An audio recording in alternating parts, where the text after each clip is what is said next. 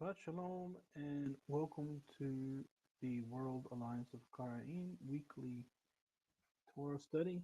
I am Yaakov ben Yisrael and my co-host Melech ben Yaakov will be here soon. This week we are reading through Parashath Toledhoth, and that will be Genesis chapter 25 starting at verse 19, and hopefully we will be able to read the entire parasha. I doubt it, but that will be it will end in chapter 28, verse 9. So I'll just wait a little bit until some people begin to trickle in. Um, Good afternoon, Ken. Thank you for joining us today. And I really appreciate the questions you write to me during the week. Those are really great. Um, and I always tell everyone when they're writing me, normally I'll answer within a few minutes, but sometimes I might be asleep. I know that's shocking that I do sleep, but if I happen to be asleep, then I'll answer when I wake up. But normally I answer relatively quickly, and but anyway, I tell everyone sometimes I don't know that I don't know something until someone asks me a question. And so I always appreciate the questions that come my way.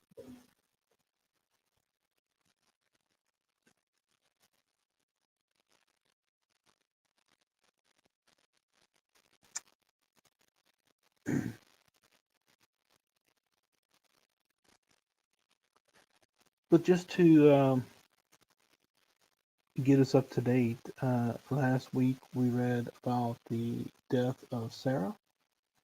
Also about the death of Avram, and we also read about the binding of Isaac, uh, which I think was actually uh, the week before that. Anyway, so where we're at today, uh, the servant of Avram had just returned from Padan Aram with Rebecca, and they got married. And so this week's parasha begins uh, from that point.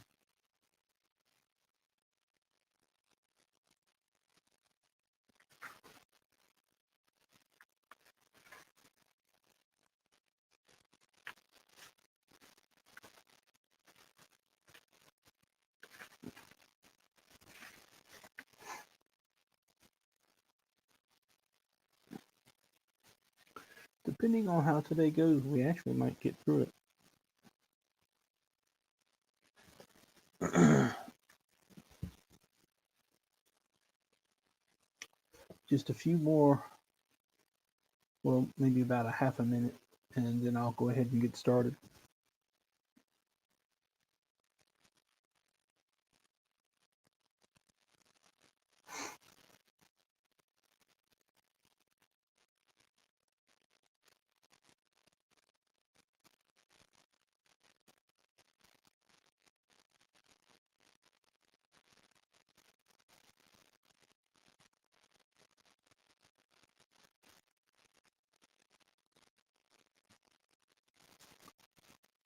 Okay, so we are now 5 minutes into the uh, program, and I will go ahead and begin Parashath Toledhoth. Again, this is Genesis chapter 25. We're starting at verse 19. Before I get started, I guess I should ask, is my sound okay? Can you hear me fine? Is it too low? Not loud enough? Scratchy? Just if you would type and let me know if the sound is okay.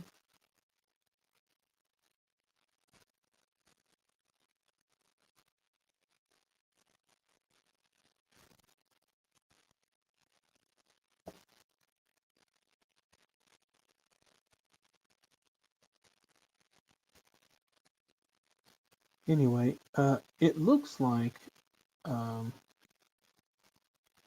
everything seems to be working okay. So I'll go ahead and start.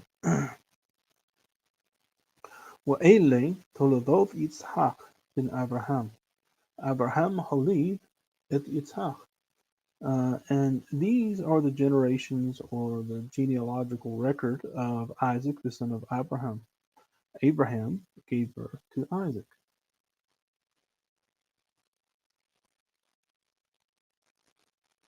That might be my beard when you move this to the front. All right, hopefully that's a little better. Um,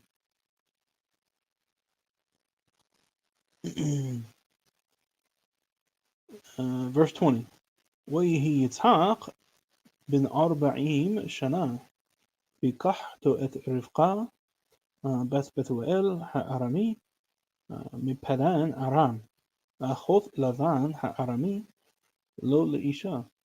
And Isaac was 40 years old as he took Rebekah, the daughter of Bethuel, the Aramean, from Padan Aram, the sister of Laban the Aramean, for himself as a wife. Now it's important, a very important point to make here. Bethuel is the nephew of Abraham. He was the son of Abraham's brother. Okay. Lavan is the son of Bethuel. So both of these men are called Arami, which means Aramean. Neither one of them were descended from Aram. Okay. Aram was one of the sons of Shem, and of course, the line of Abraham through his father Terah, who is the father also of Haran and Nahor. Nahor being the father of Bethuel. Uh, this line came through Arphaxad, who was the son of Shem. So they're not Aramean by descent. They're Aramean simply because they lived in the land of Aram. They were probably born in the land of Aram. And also they spoke Aramaic, which we'll see when we begin to look at the names that Leah and her sister Rachel begin to name the children. But anyway, so that's just important to note. Although they're called Aramaean, they're not literally Aramaean by descent. ויעתר יצחק לאדוני לנוכח אשתו כי עקרה היא ויעתר לו אדוני ותחר רבקה אשתו. And Isaac entreated Adonai on account of his wife because she was barren. And Adonai was entreated. And so Rivka became pregnant, and his wife, Rivka, became pregnant. So now it's important to understand that Isaac was 40 years old as he married Rebekah. So he's 40 years old, and she was barren. So just keep that point in mind because we'll come back to that in just a moment. So he entreated or he prayed to God on her behalf, and she became pregnant. ويترصصوا البنين بقربة وتمر إن كان لما زي أنوخي وتلخ لدروش et Adonai.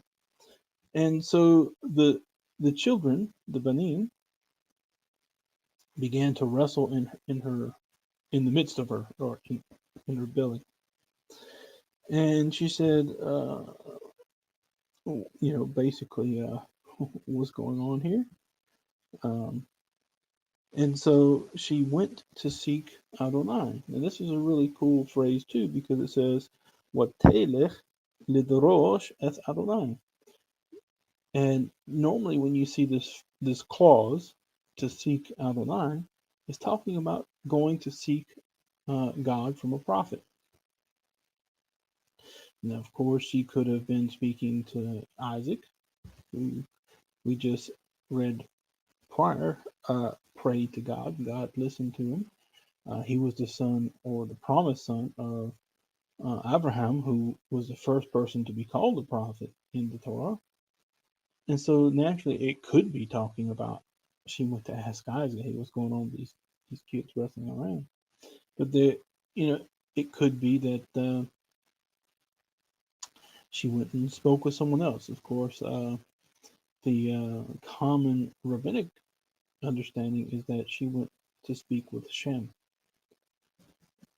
who, by the way, according to the timeline in the Torah, would still be alive. So that's interesting.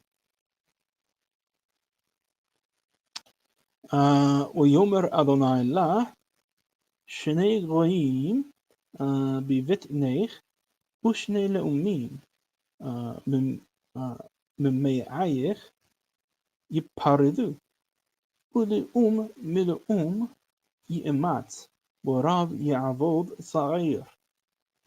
And so Adonai says to her, two nations, two goyim, are in your belly, your beten, your belly. And two leumim, leum, also is another word for nation, or nation. Shall be separated from your loins.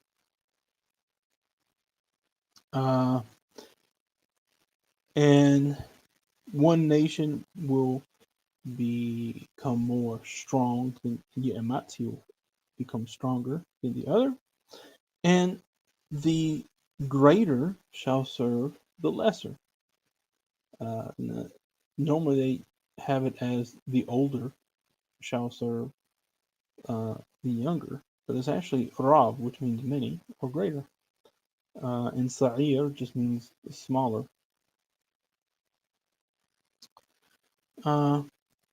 ويملؤ يميها للابث وحين الثمين بفتنة. And so the days of her childbearing were completed, and behold, she had twins in her belly. And so I'm just going to pause a minute to ask if there's any questions up to this point, and if the sound is still okay. If you have any questions, feel free to write them in the comments, or you can actually come into the room. Let me post this here. It should be there already, but I'll post this here so that anyone joining can follow this link and come into the studio and participate in the live stream. Okay. So I'm going to assume everything's still okay, and I will continue. ويأتي هاريشون أدموني كله كأدرت شعار ويقرأ شموع عيسى. And so the first came out.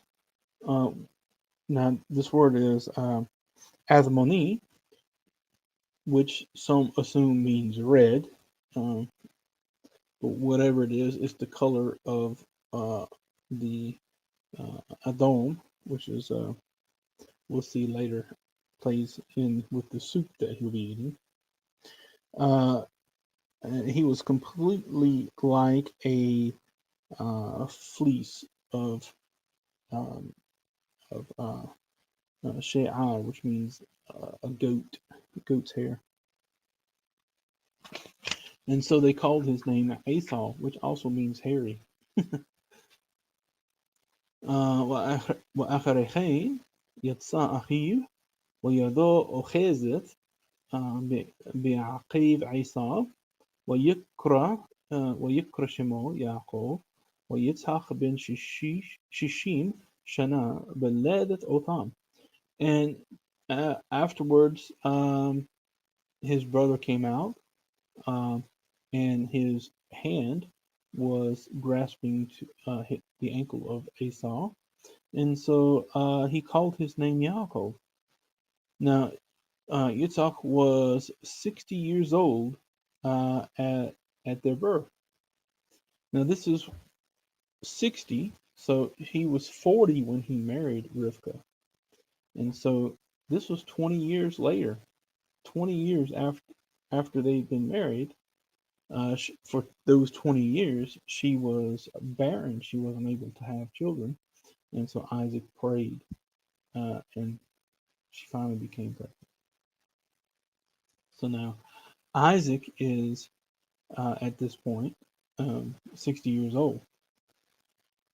We don't know how old Rivka was when they got married, but she's now 20 years older than what she was when she got married.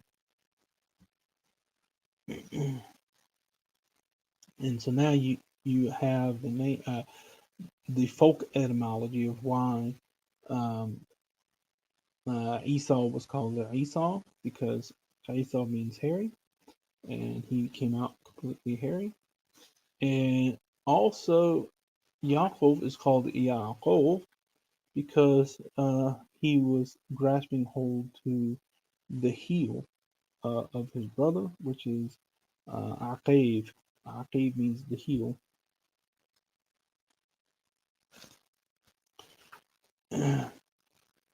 So 27.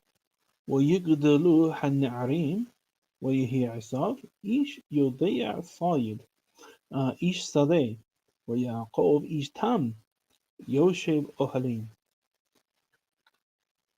And so the young men grew up, and Esau became a man who knew how to hunt, a man of the field.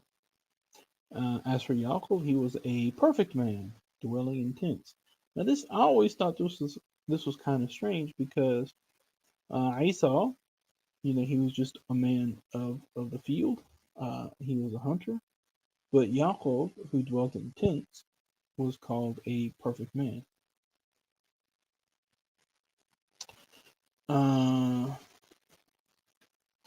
28. ויאהב יצחק את עשיו כי סייד בפיו, ורבקה אוהבת את יעקב.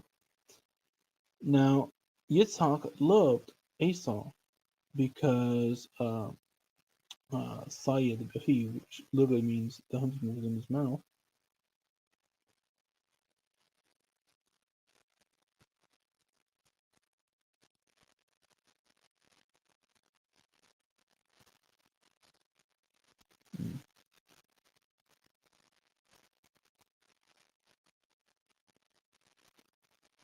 Excuse me, someone wrote me something in WhatsApp. Okay, good morning, Ephraim.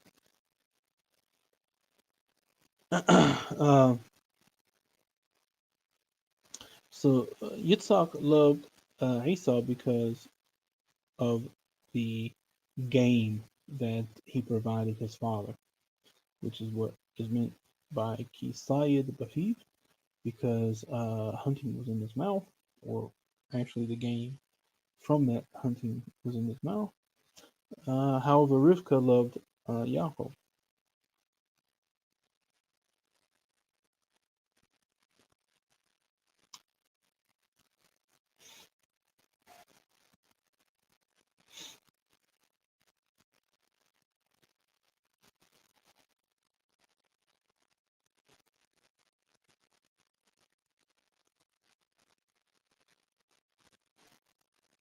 Excuse me. You got people writing me while I'm doing this. So where was I?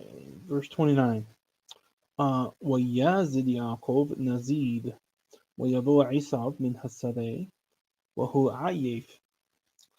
And so Yaakov cooked a stew, and Esau came from the field, and he was ayef, which means he was really, really tired. Shalom. Shalom, Shabbat Shalom, Yaakov. How are you doing? All right. So is the sound okay? Cool. Sound is not okay. It's not okay. No, not at all. I can hear you very muffled. All right, is that better? Yeah, that's much better.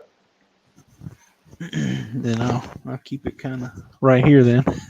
Well, what you need to do is take one of those clothes pins that you use to hang the laundry and pin it to your beard with the Pin it clothes. to my beard. Yeah. Let me see if I got a paper clip. I have a paper clip somewhere. All right. Hang on just a second. I don't know where she keeps any of these stuff.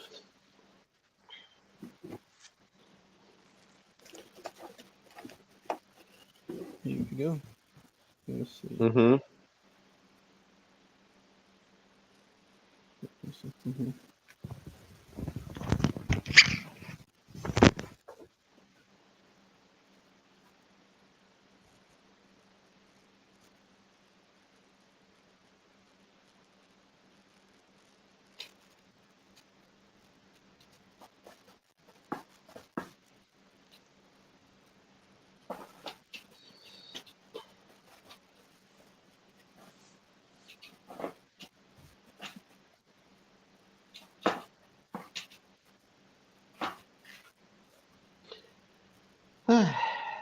Okay, how to use dead time on the air. Let's see. I can make funny faces. Yeah, I don't know where she's got it. Sing. What can I sing? All right. Sing I'll just have to hold this. I have no Broadway idea. show tunes. The sun will come out tomorrow. Beg your butt. I'm trying to use up some dead time here. I can make balloons. Let's see. I think I have balloons. Hold on a second. Why are we making balloons? Well, it's dead time on the air. You know. I'm trying to figure out how to use it up. Let's have balloons. I can make balloon animals. Well, we can always talk about the Torah. Balloons. Actually, Yaakov, can I share my screen? I have the funniest thing in the world to show everybody, our vast viewing audience. How do I do it? I have no idea. Oh. Can you share a screen? I don't know.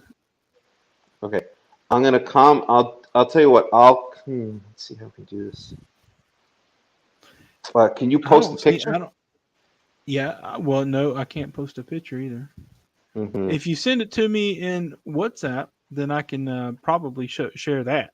I can share the screen. I'm gonna send it to you right now on WhatsApp. But you're gonna start laughing as soon as you see it. So try not to laugh too hard. You ready? Yeah. I just sent it to the group Tanakh study.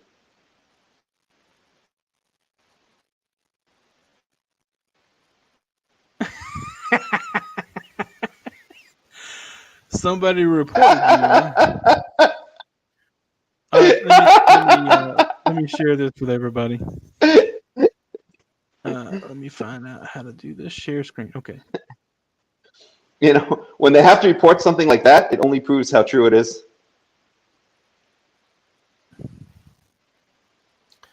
So here we go. Here it is.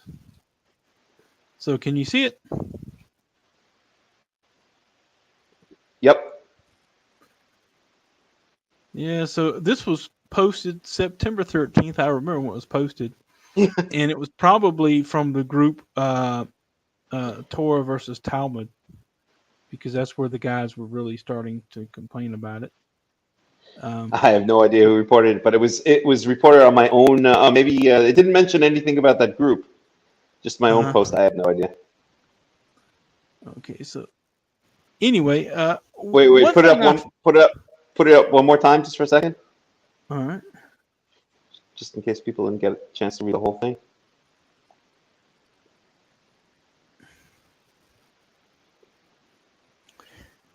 Yeah. So that's hate to say. Let's see. What did I say here? The Egyptian Karaites are fake Karaites. So that's hate speech. They abandoned the true Karaite path long ago. This is why their numbers are collapsing. An absolutely true statement, as has been reported in a number of newspapers. They'll have a community smaller than the size of the Samaritans in 1 or 2 generations. An absolute true statement if you follow the trend lines. And this is now hate speech. Yeah, that's the way it is, and the thing I like to point out to everyone, now this little spat's been going back and forth between the World Alliance of Qara'im and the Universal Karaite Judaism for quite some time, and it started out, as a disagreement as far as uh,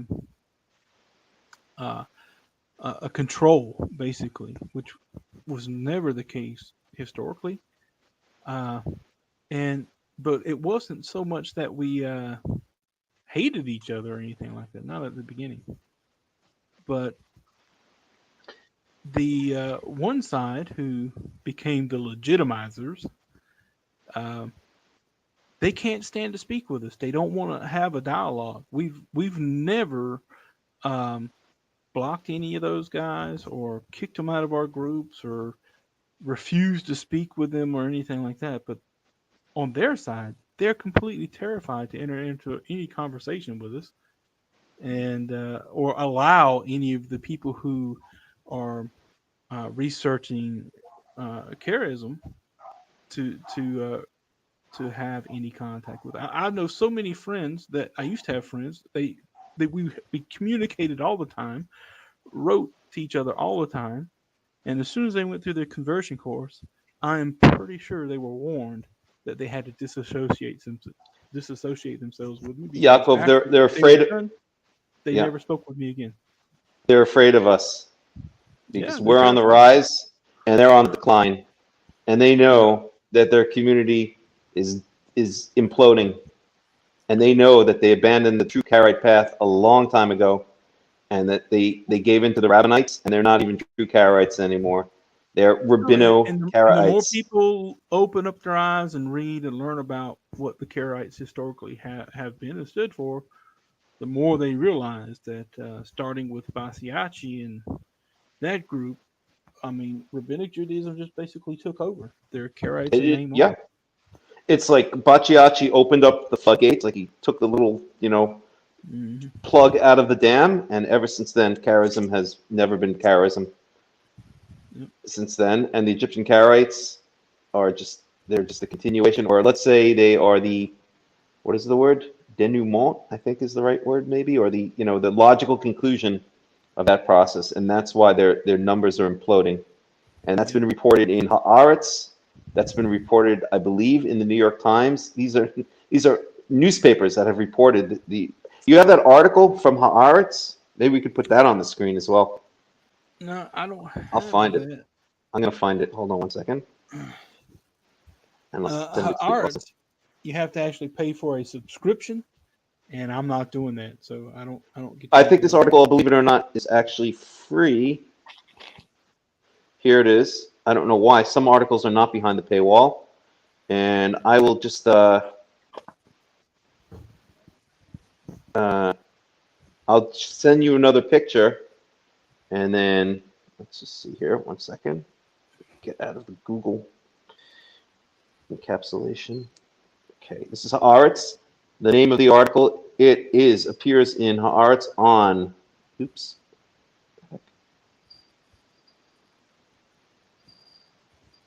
Yep. Okay. Wait a second. I have to go back here. Okay, it's Somebody okay. said, please don't sing Hakhams Melech. Oh, really? Okay, now Yeah. I'm just gonna do it. Now I'm just gonna do it just to spite everybody. The sun will come out tomorrow. Bet you. I'm actually a pretty good singer, but I'm just kind of faking it. I'm not a great singer, but I'm a good singer. Okay, maybe I will. All right, hold on one second. So here's the article. It was written on May 28th, 2020 in Haaretz. It's called "Is the Ancient Karaite Jewish Community About to Disappear?" You can Google. If you Google Karaites Haaretz. Haaretz is spelled Haaretz. It will come right up. Haaretz is one of the major newspapers, major Israeli newspapers, and I'm going to send a picture right now to the group chat, and then you can post it. Okay. All right. Let me share If you this don't real mind. quick. Yep. So there we go. I'll zoom in so you can see it. Is the ancient Karaite Jewish community about to disappear? A visit to the last two predominantly Karaite communities left in the world by Roy Arad.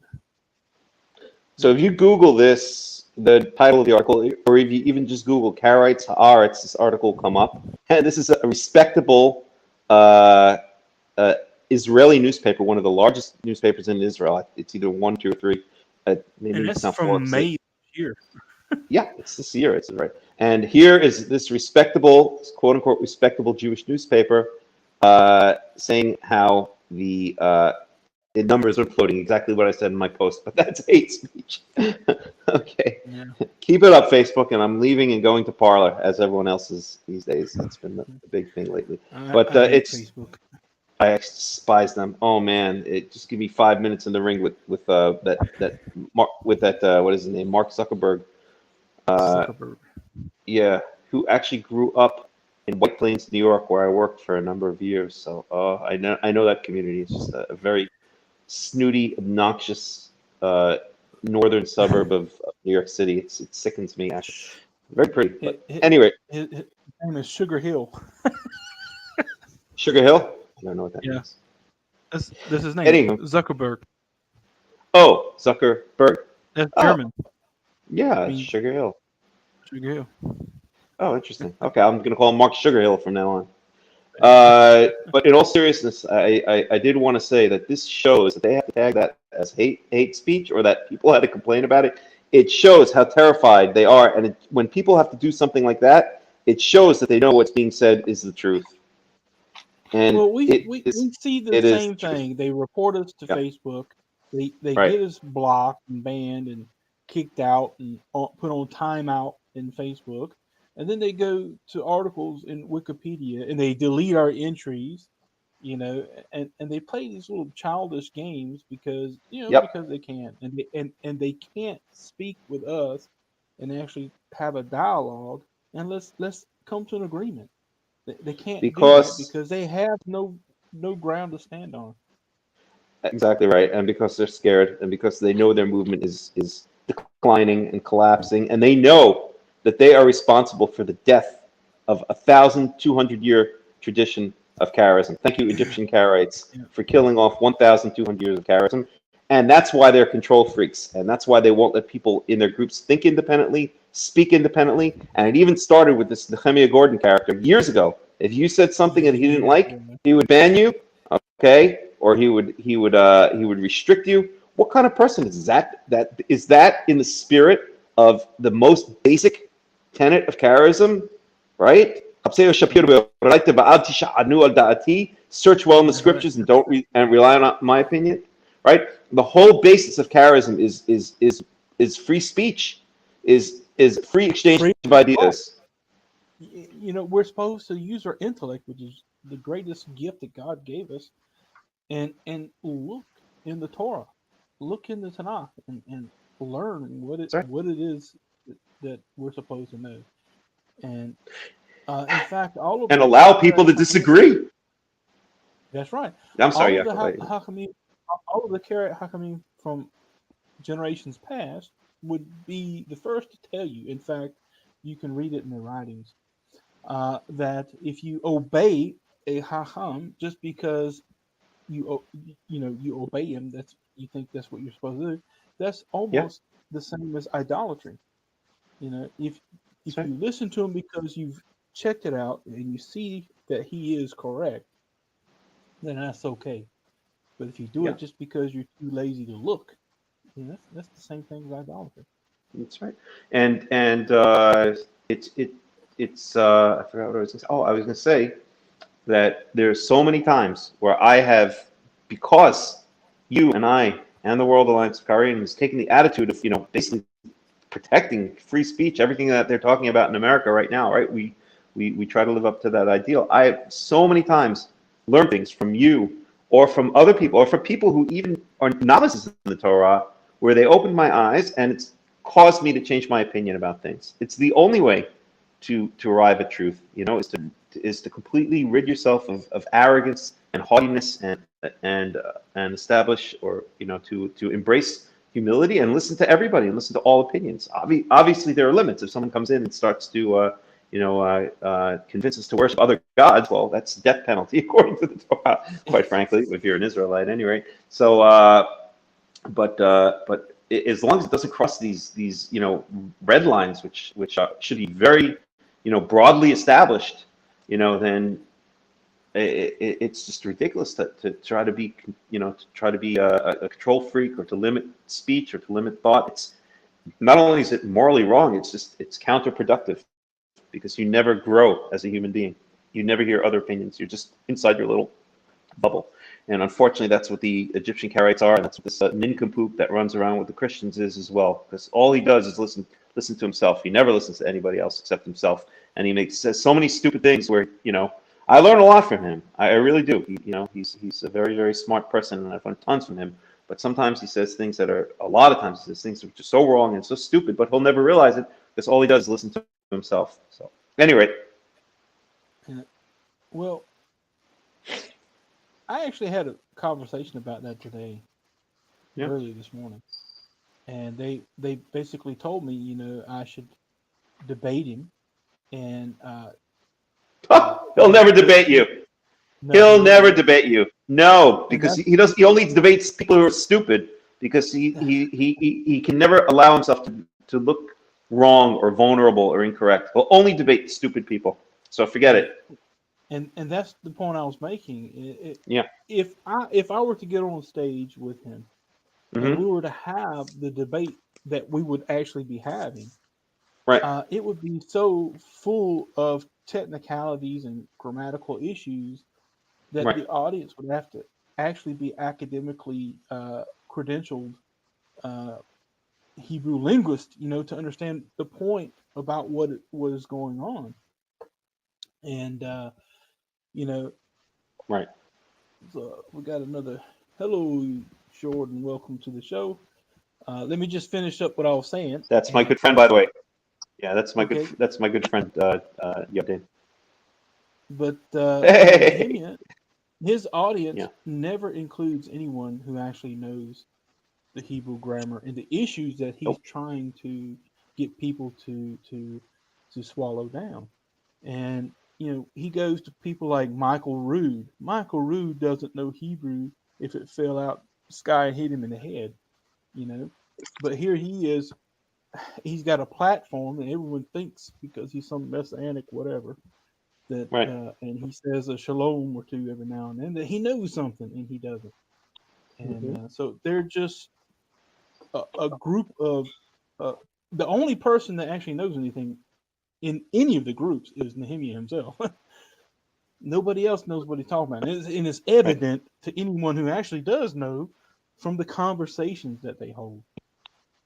But Hmm. anyway, I'm done with my soapbox.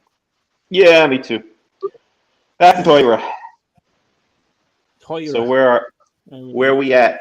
We, I think, if I remember, Yaakov just made some soup. Soup. So we're on 29. 29. I just read What chapter?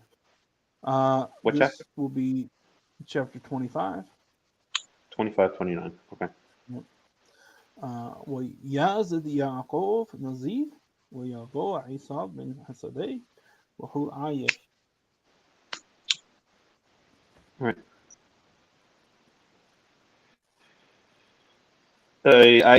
I wanted to just go back for a second to verse 27, just to make a point, which is it says "V'yigdaluhu na'arim v'yihi Esav ish yodeh tzayir ish sadev Yaakov ish tam yoshev ohalim."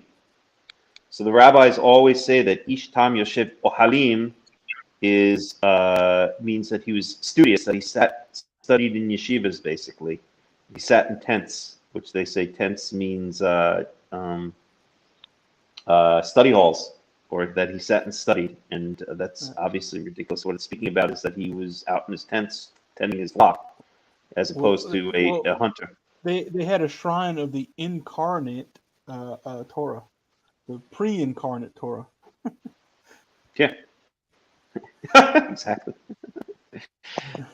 Okay. I don't get some of the commentaries sometimes. I'm like, why would anyone even think that? Mm-hmm. Yep. Okay. So now we're in verse 29. V'zeh Yaakov Yazid Nazid v'yavo Esav min hasadeh v'hu ayef. So basically, a nazid is usually translated as a stew or a porridge. Yeah. So, and what something is. Hello, I'm getting feedback. I don't know who has their microphone up there. Yardain, is that you?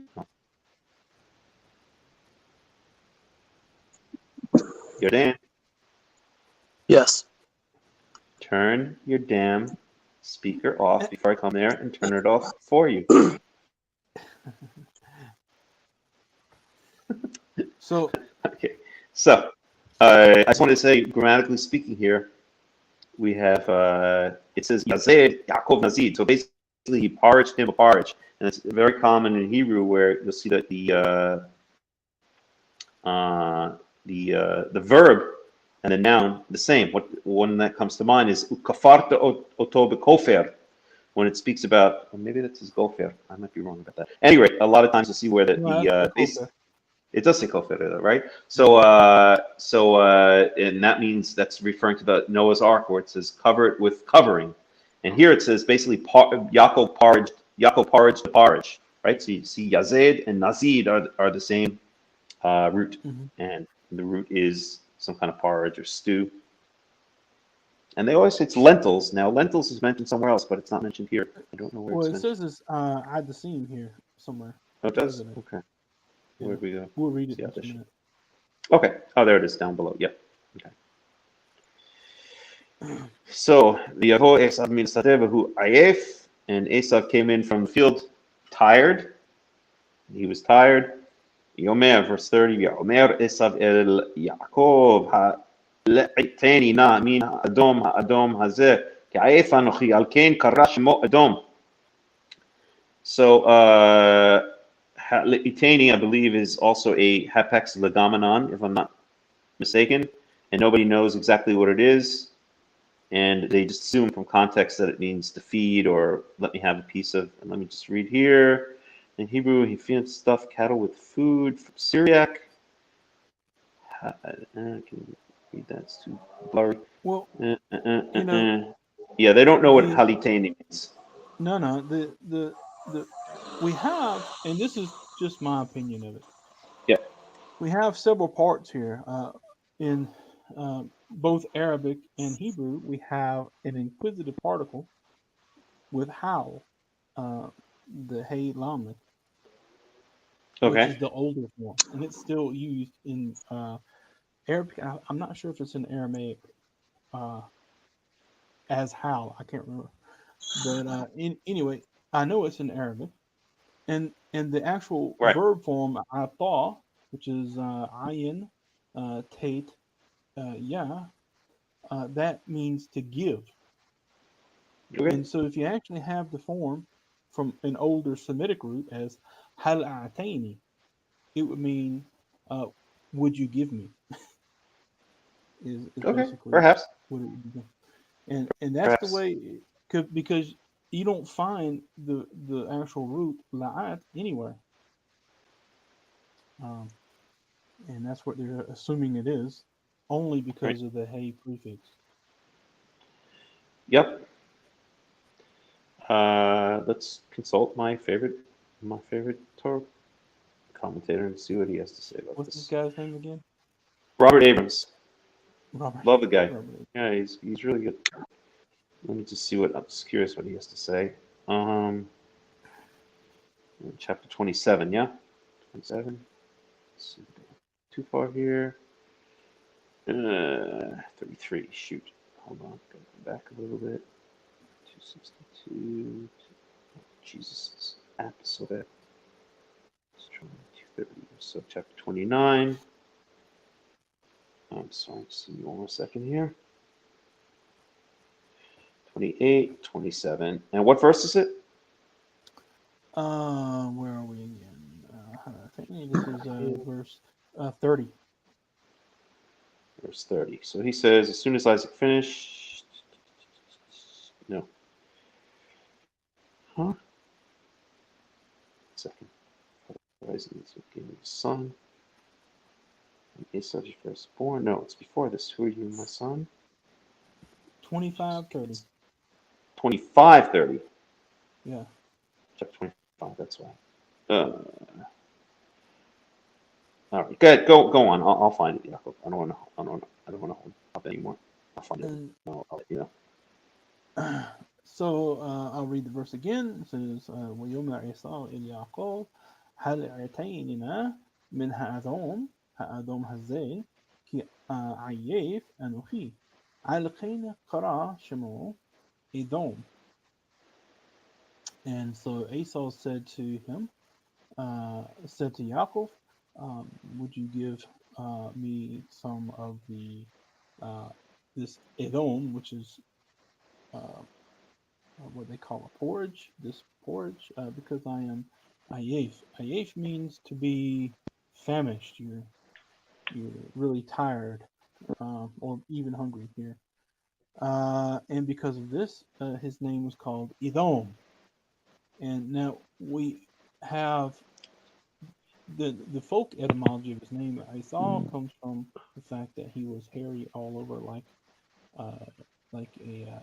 goat's hair, like a mantle of goat's hair. And here we have the name Edom because of this this what's commonly called a red-colored stew or porridge. So here it is. We By don't the way, know. here's Robert Abrams' commentary. So he says Is the it verb he Robert uses. Abrams or Alter? Robert Alter, my mistake. Robert Yeah. Alter. So he says the verb he uses, that's the ha'la'itainu for gulping down, occurs nowhere else in the Bible, but in rabbinic Hebrew it is reserved for the feeding of animals. This may be evidence for Abba ben David's contention that rabbinic Hebrew developed from a biblical vernacular. I'm sorry, there's a problem on the screen, so that's why I have to read so slow here, which was excluded from literary usage in this instance. The writer would have exceptionally allowed himself to introduce a vernacular term, blah, blah, blah, blah, blah. And even if one that's no, okay, that's not really relevant. Okay, so he doesn't really say anything except it's only mentioned once in the Torah. What I did want to say is that the naming of Edom, as we see so many times in the Torah, that the names have more than one source. So what are some examples? Be'er Sheva is named because there was an oath taken there, and it's also named because it was the seventh well or something. I can't remember now. For some reason, it's Seven escaping me. wells. It was the seventh well that was dug up or something like that. So Beersheba could mean the well of oath, or it could mean the seventh well. Okay, Yitzchak. When we see the naming of Yitzchak, there are a number of instances of Yitzchak means he will laugh. There are a number of instances of laughter. Sarah laughs disbelievingly when she's told that in a year she'll have a son. Later, when she does have a son, she laughs with joy. And then it says, and then she says some statement about how the women around her or the other women will laugh when they see her with her son. So we have a number of reasons that or a number of sources for the name Yitzhak. So the Torah often does this. It will give multiple and different meanings for the same name, and we have this exactly here with Edom. He's earlier called Edom because he comes out ruddy, right? And that's in, where is that? In verse when he's born. So that's going to be, let's take a look at that. 1 second. One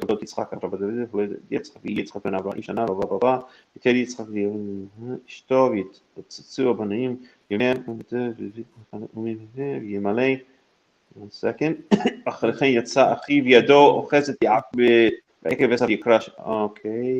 Admoni, here it is. It's verse 25. It's Genesis 25, 25, and 24. Mm-hmm. And it says, V'yimalei yameha laledet v'hine tomim b'bitna, and her days came to give birth. The day came to give birth, and behold, there were twins in her womb.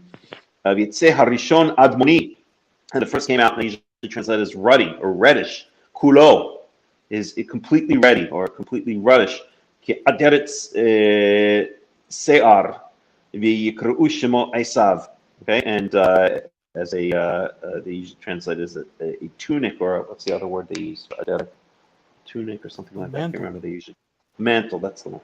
And so here we have that he came out and he was completely red. Admoni kulo. He was ruddy. He was ruddy or reddish, right? So that's the first reason that he's called Edom. And now we have another reason, completely disconnected, right? This is now however many years later. I don't know if it mentions the ages, but this is decades later. We could say.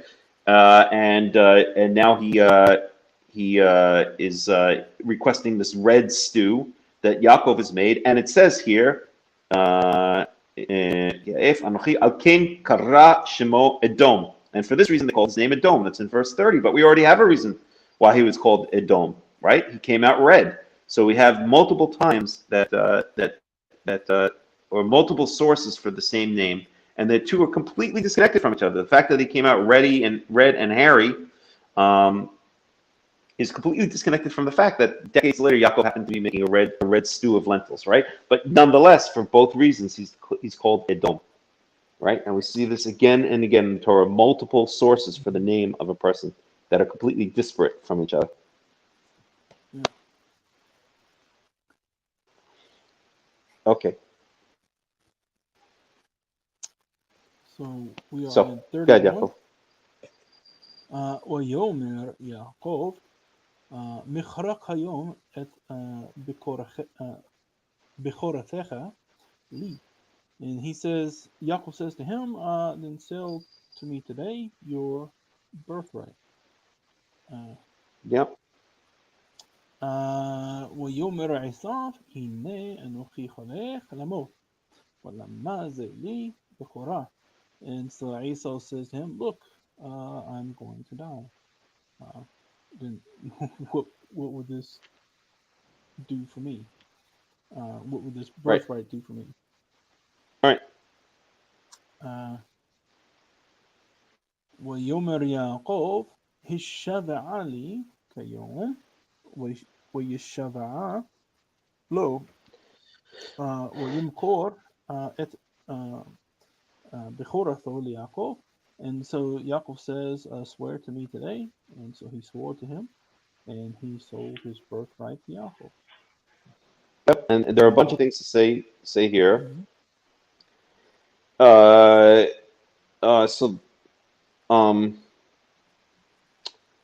The first is the type of person that Esav is, right? This has been pointed out by many commentators, that he's thinking in the moment, right? And he doesn't think long term. He's just he just thinks.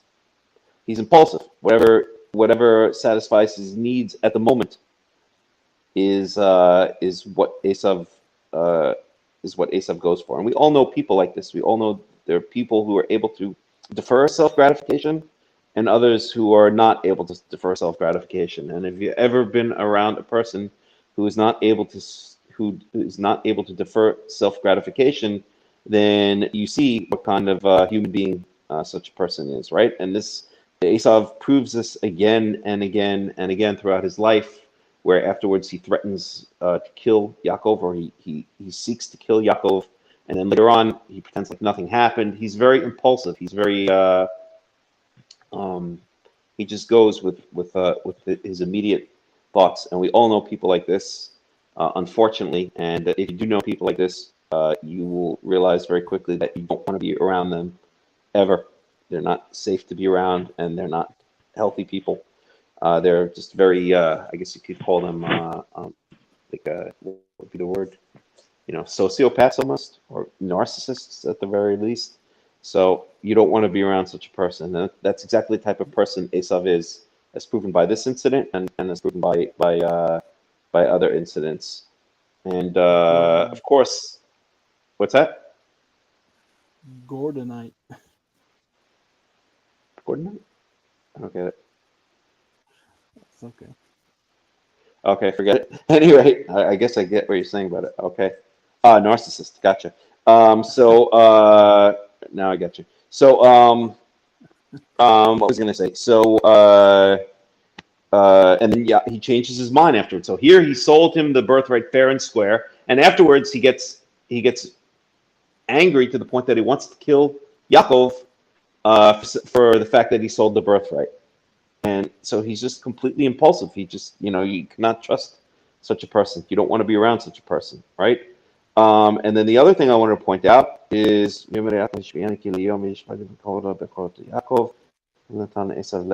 second. I was going to make another point, but I can't remember it right. Oh yeah, of course, the point I was going to make is that this is again a common theme we see many times in the Torah of the reversal of the firstborn. The firstborn loses his birthright, and a younger child assumes or acquires the birthright. So we see this in the children of Yaakov, right? Reuven loses the birthright. The birthright essentially goes to Joseph. Okay, Joseph's two sons, Manasseh and Ephraim. Okay, Manasseh is the firstborn. Ephraim is the secondborn, but Manasseh loses the birthright, or when Yaakov blesses Manasseh and Ephraim at the end of the book of Genesis. Then if you remember the incident where he switches the hands, right? So Ephraim essentially assumes the heck is that noise? Essentially assumes the birthright, and Manasseh loses the birthright. Okay, and here we have.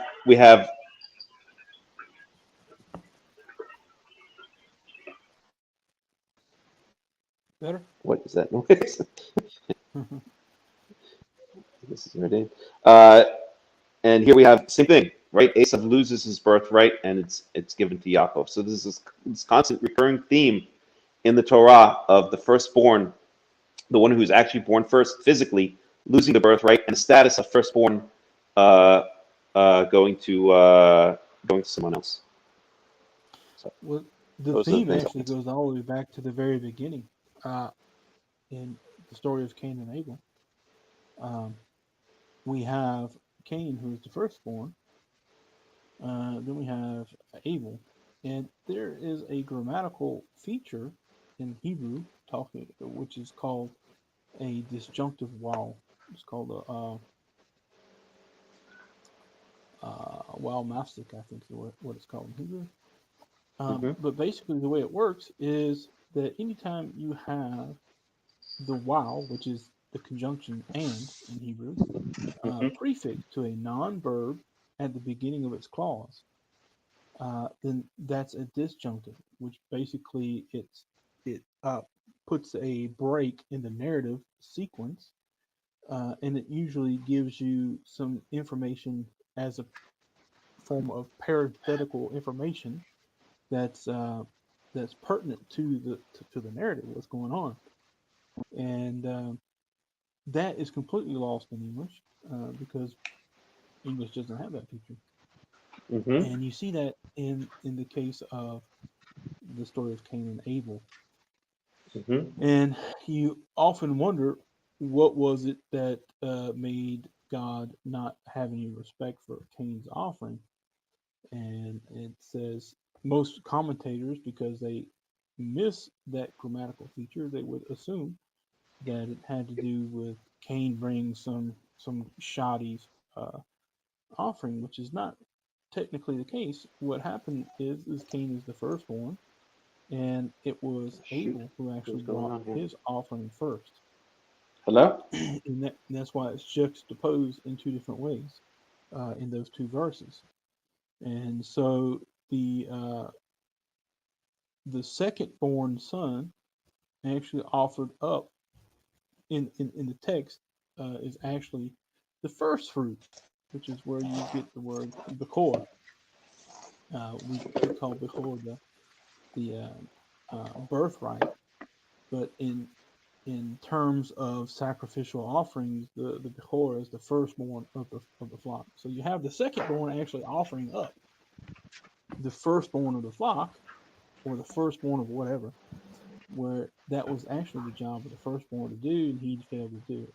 And so you can actually take that theme all the way to the very beginning, which Mm-hmm. is actually what caused Cain to eventually become jealous and murder his brother. Interesting.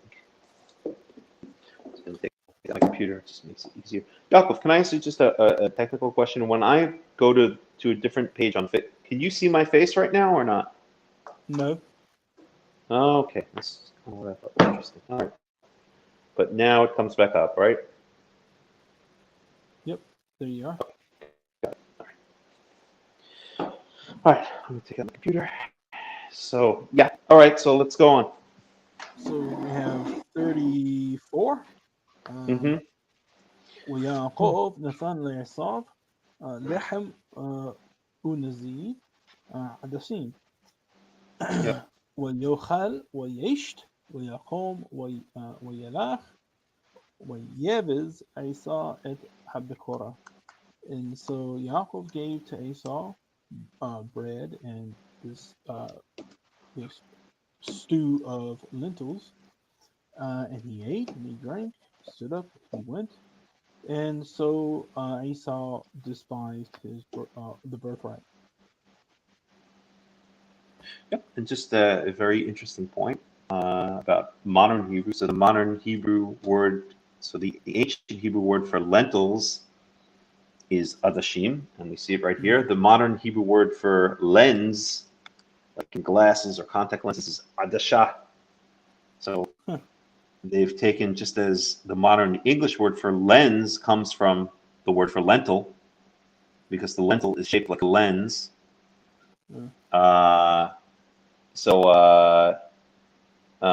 The modern Hebrew word for lens was taken from the Hebrew word, the ancient Hebrew word for lentil as well. So basically, they imitated where English got its. So basically, when you read the Torah with modern Hebrew, it would be that Jacob gave to Esau bread and Contact lens lenses. porridge. Yeah. It's actually good. I would rather have a whole bunch of contact lenses than lentils, because those Lentils. contact lenses are pretty expensive. He gave me a whole bunch of contact lenses. Especially in that Yeah. time, they were unheard of then. What, they didn't have contact lenses So back then? I don't know if they did or not, but I assume they didn't. Oh, I thought they were invented by the Egyptians. Could be. No, I'm joking. Of course not. I don't. This next part, and we're going into chapter 26 now. This next part is really important to pay attention to, because this is the second mention of this famine.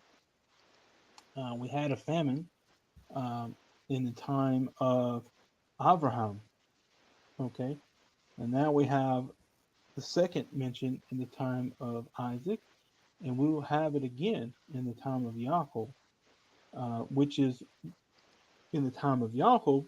This is the impetus for the vision of Pharaoh, the uh, the uh, the interpretation of this dream by Yosef, him being taken out of prison, and also the reason why his brothers actually came to Egypt to begin with is because there was a famine and they had to come back.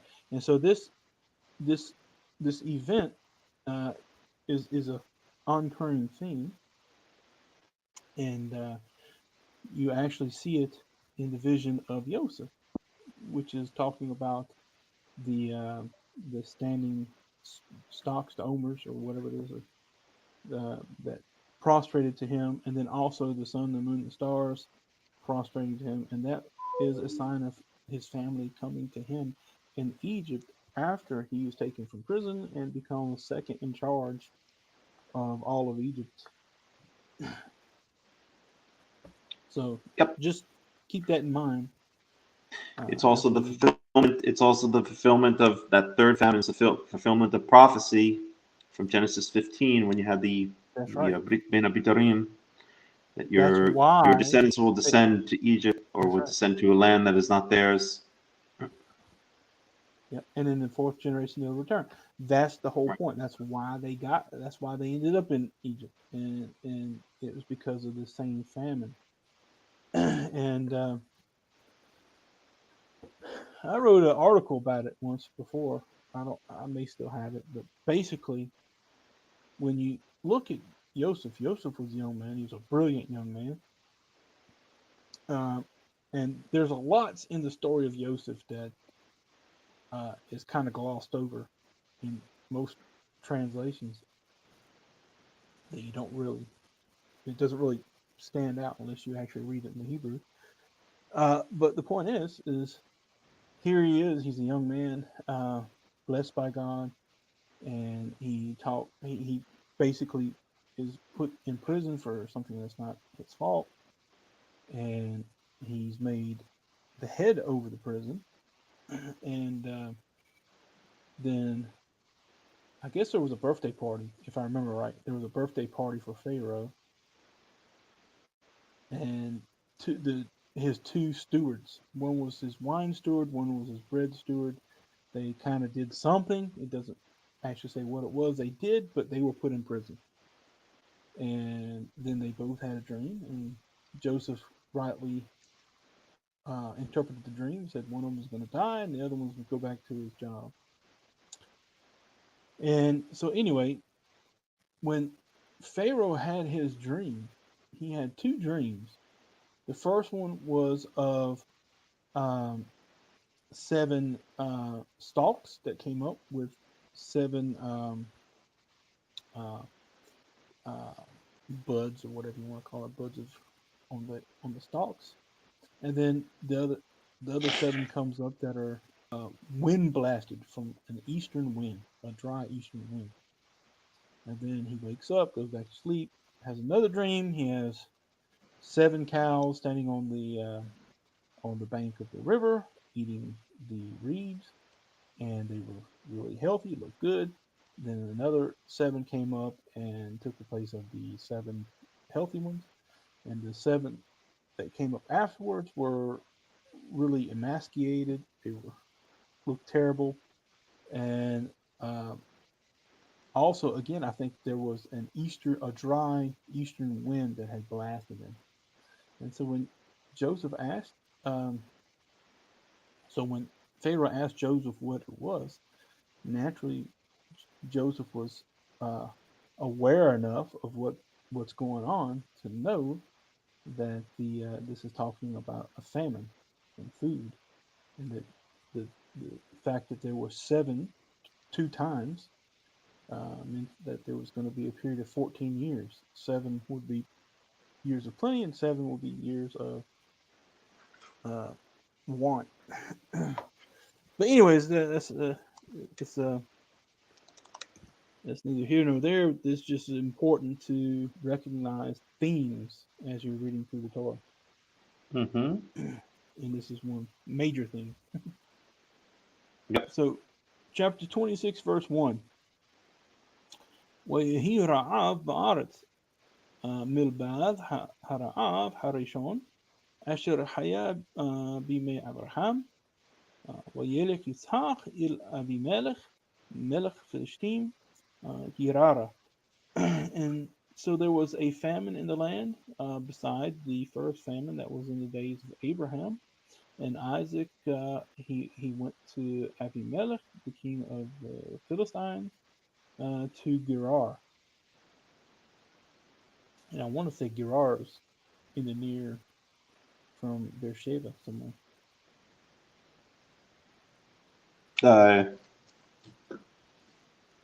Where is Gerar? I don't know. It's somewhere in Israel. Mm-hmm. That's true. Southern Israel, I would say. Mm-hmm. ويرى إلى أدوناي ويومر על תרד מצרימה שכון בארץ אשר אומר אליך. And so Adonai appeared to him, and he says, do not go down to Egypt. Dwell in the land which I will say to you. Verse 3. Gur ba'aretz hazoth, وإيه إمخا وأبارخخا כי לך ולזרעך אתן את כל הארצות האל והקמתי את השבוע אשר נשבעתי לאברהם אביך. He says, dwell or reside in this land, and I shall be with you. Now this is really cool because we have the Ihye and Imnacha, which is what he says to Moses whenever he sends him to Pharaoh, and also to Joshua when he tells Joshua to go into to take Canaan from the Canaanites.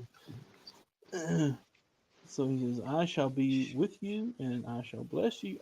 And actually, this is, if you notice the dagish in the kaf, this is an emphatic form, which means I will definitely bless you, because to you and to your seed I will give these lands. Now it's not this land, it's these lands. This is plural. And I shall establish the oath which I have sworn to your father Abraham.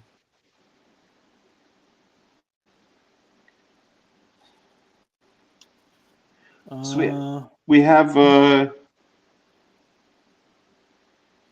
just 1 second here.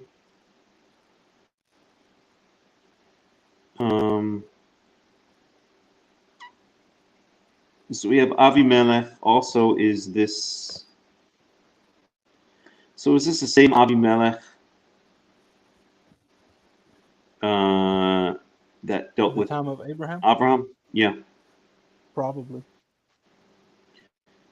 Maybe. So because it says in here we have in Genesis 22, let's bring it up. 20, chapter 20, verse 2. ויאמר אברהם אל שרה אשתו אחותי היא וישלח אבימלך מלך כבר ויקח את שרה.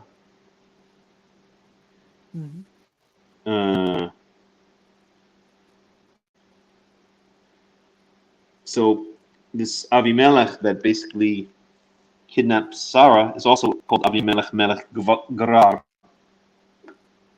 King of Gerar. And I think that's the first occurrence of when he's called Avimelech, of when Avimelech is mentioned. Let me just see one thing here. One sec. Oops, where's that? 22. So this is verse chapter 20, verse 1. V'yisa misham Abraham atza haNegev.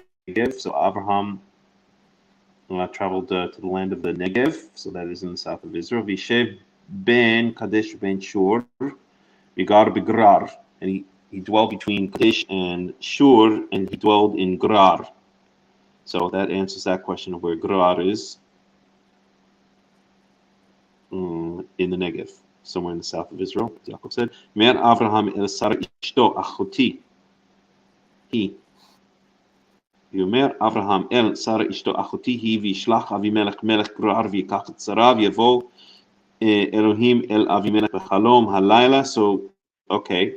So we know the story that Abraham tells the king of Gerar, who is Avimelech, that Sarah is his sister. So then Avimelech comes and kidnaps her.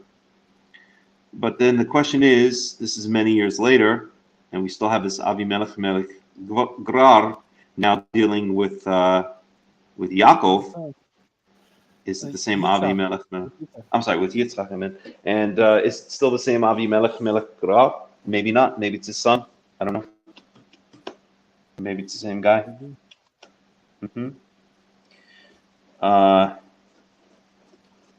Any rate, he ראה בארץ מלבד הרב הראשון אשר היה בימי אברהם יצחק אל אבימלך מלך פלישתים גררה. So now but what's interesting is it says that Yitzchak went to this Avimelech character, who's the king of Melech Plishtim. Here he's called the king of the Plishtim, king of the Philistines, or a king of the Philistines, right? In Gerar. So this also implies that Gerar was a Philistine city. You can learn that from here. And it seems that Yitzhak is going to this Gerar, this Avimelech character for protection, in the time of the famine. And if we go back in verse 20, we see that the relationship between Avraham and Avimelech ended pretty well, right? Avimelech finds out what he did wrong, and then he basically says to Abraham, you can live anywhere you want, right? Where is that? Something in Abraham, verse 14, this is chapter 20, verse 14. V'yikach Avimelech tzon v'bakar v'avadim. Avimelech took sheep and flocks and cattle and servants and maid servants. V'yitin Avraham, and gave them to Avraham. V'yishev lo et Sarah ishto, and returned to him Sarah his wife. Yomer Avimelech hine atzi lefanecha b'tov be'einecha shev. And he said, this is chapter 20, verse 15, and Avimelech said to Abraham, hine atzi lefanecha, behold, my land is before you. In other words, it's pretty self-explanatory. Hine atzi lefanecha b'tov be'einecha shev, dwell wherever it seems good in your eyes. V'lesara amar hine natati elef kesef la'achicha. And to Sarah he said, I've given 1,000 units of silver to your brother. He still calls him brother. Hine hu lach ksut enayim. And this is basically usually translated as a bribe, but basically a payoff. So lachol asher itach ve'et kol v'nochachat. And basically, he pays him off. So and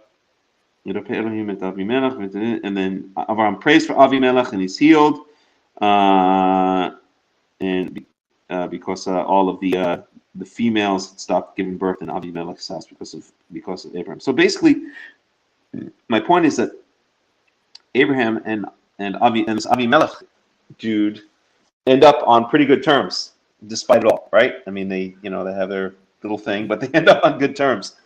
And so now it seems, here we are a generation later, and where are we? In chapter 26, 25. Here we are a generation later, and now Isaac, there's famine in the land, and who does Isaac run to? He runs to his dad's old friend, Avimelech, whether it's the same Avimelech or whether it's the son of the old Avimelech. This is where he goes for protection, for sustenance. Just as eventually Yaakov will run down to Egypt for sustenance, or Yaakov's sons will be sent down to Egypt for sustenance. So this is what it seems to me. It seems that that's the dynamic that's going on here. That Isaac is running to his dad's old pal Avimelech. They had their little incident together, but they ended up being BFFs, and Avraham actually lived there. And now, who does Isaac go to? He goes back to his dad's old friend for protection and sustenance during the famine. So, yep. Verse 2.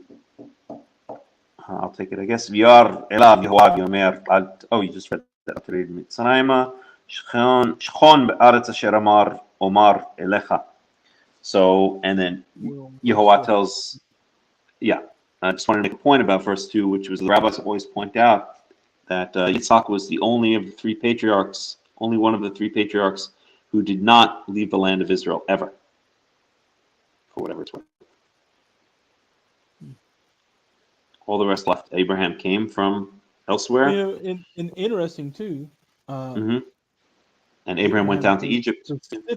Specific instructions to his servant not to remove Isaac from the land and take him back to. That's right.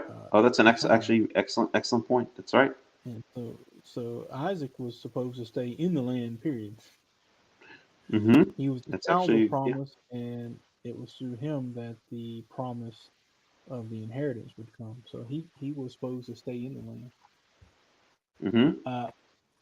Why Abraham was told that his children would go to Egypt and stay there, we're not exactly told, other than the fact that it says that the Amorites, who had control of Canaan at the time, their sin, their iniquity, had not yet come to full fruition, or however you want to call it. Right. And so evidently they had to have time to finish being as wicked as they're gonna be, or possibly repent. We never know if they could have repented or turned around from their wickedness, and maybe they might have stayed, because it says that the land spewed them out because of their iniquity and their impurities that they were doing. Which is why the Israelites were also warned not to do the same thing. That's right. The only difference between the Israelites and the other nations with regards to how they are punished is that if the other nations disobey the will of God, commit crimes and abominations in their land, then they are destroyed permanently. If Israel does the same, then they are thrown out of the land. They're reduced to very small numbers, right?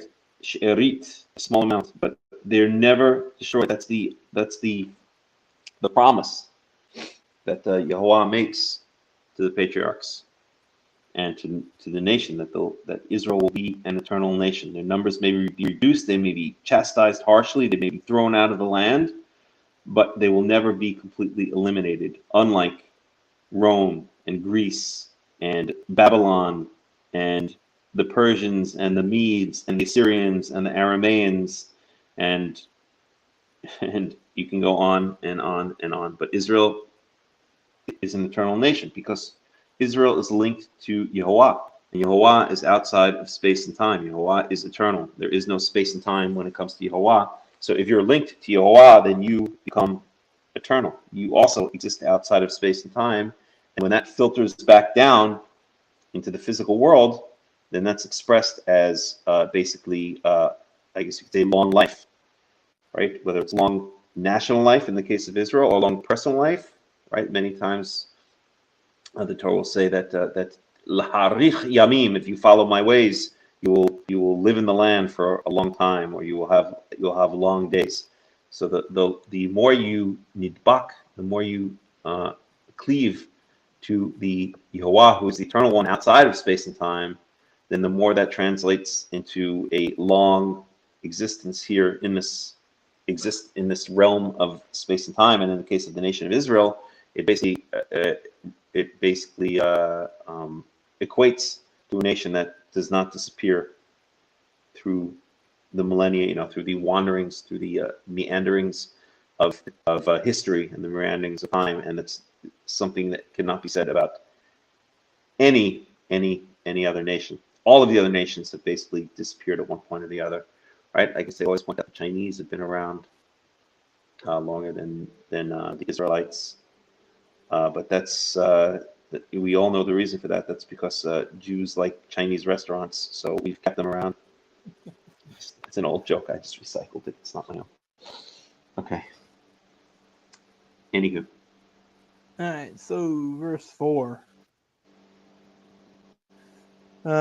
והרביתי את זרעך ככוכבי השמיים, ונתתי לזרעך את כל הארצות האל, והתברכו בזרעך כל גוי הארץ. And here we have again the plural lands, and not just the land, this land. So it says, I shall multiply your seed as the stars of the sky. Now I want to make a point here that it doesn't mean literal like the stars of the sky. And we see several places where it says that the descendants of Abraham. You mean God is not promising that there will be 87 quadrillion Israelites? No. In fact, we see that because Moses says specifically that God promised to multiply you like the stars of the sky, and so you are today like the stars of the sky. That's in Deuteronomy when he's speaking to them in Moab, and they were only numbered at 600,000 plus the women and children. And so we have what's called hyperbole in the text. It doesn't necessarily mean that you have to be innumerable, like literally like the stars or the sand of the sea. Because if that was the case, then how could you get the number of the Israelites when they came out of Egypt? But the point is, there'd be a great many people throughout history. And just like when the Israelites came in to spy the land, they came out and said, oh, these people were so tall, they had fortified cities all the way up to the skies. And that's not literal that the walls of these cities were all the way up into the skies. They were just really large fortified cities.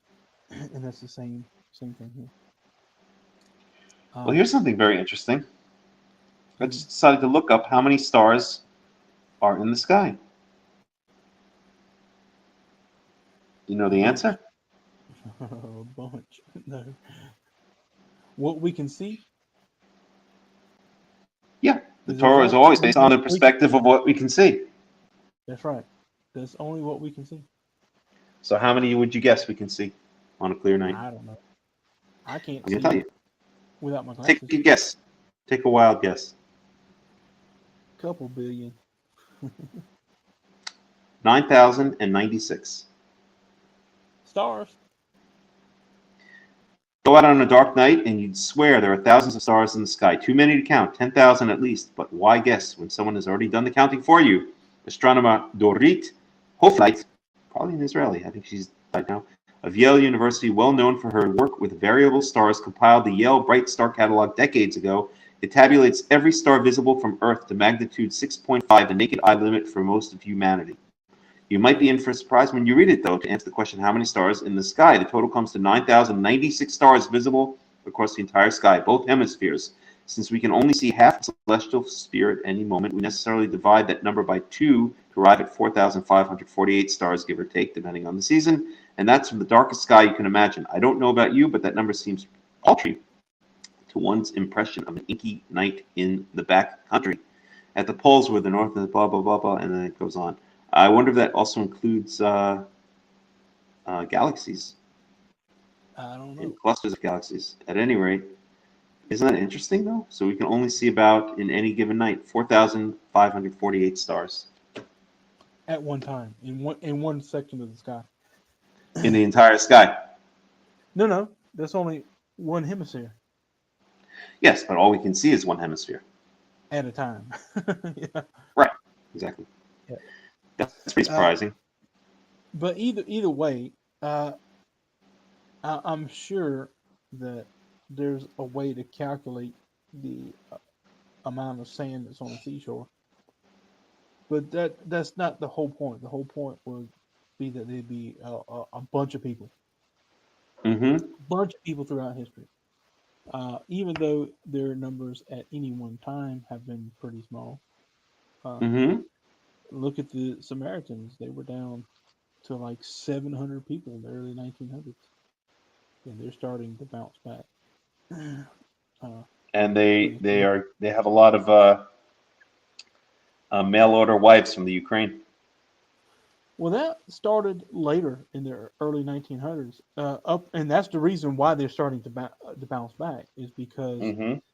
they weren't allowed to marry outside the community. So you had disease, you had wars, you had um, um, forced conversions or whatever, and so the community started dying out, literally.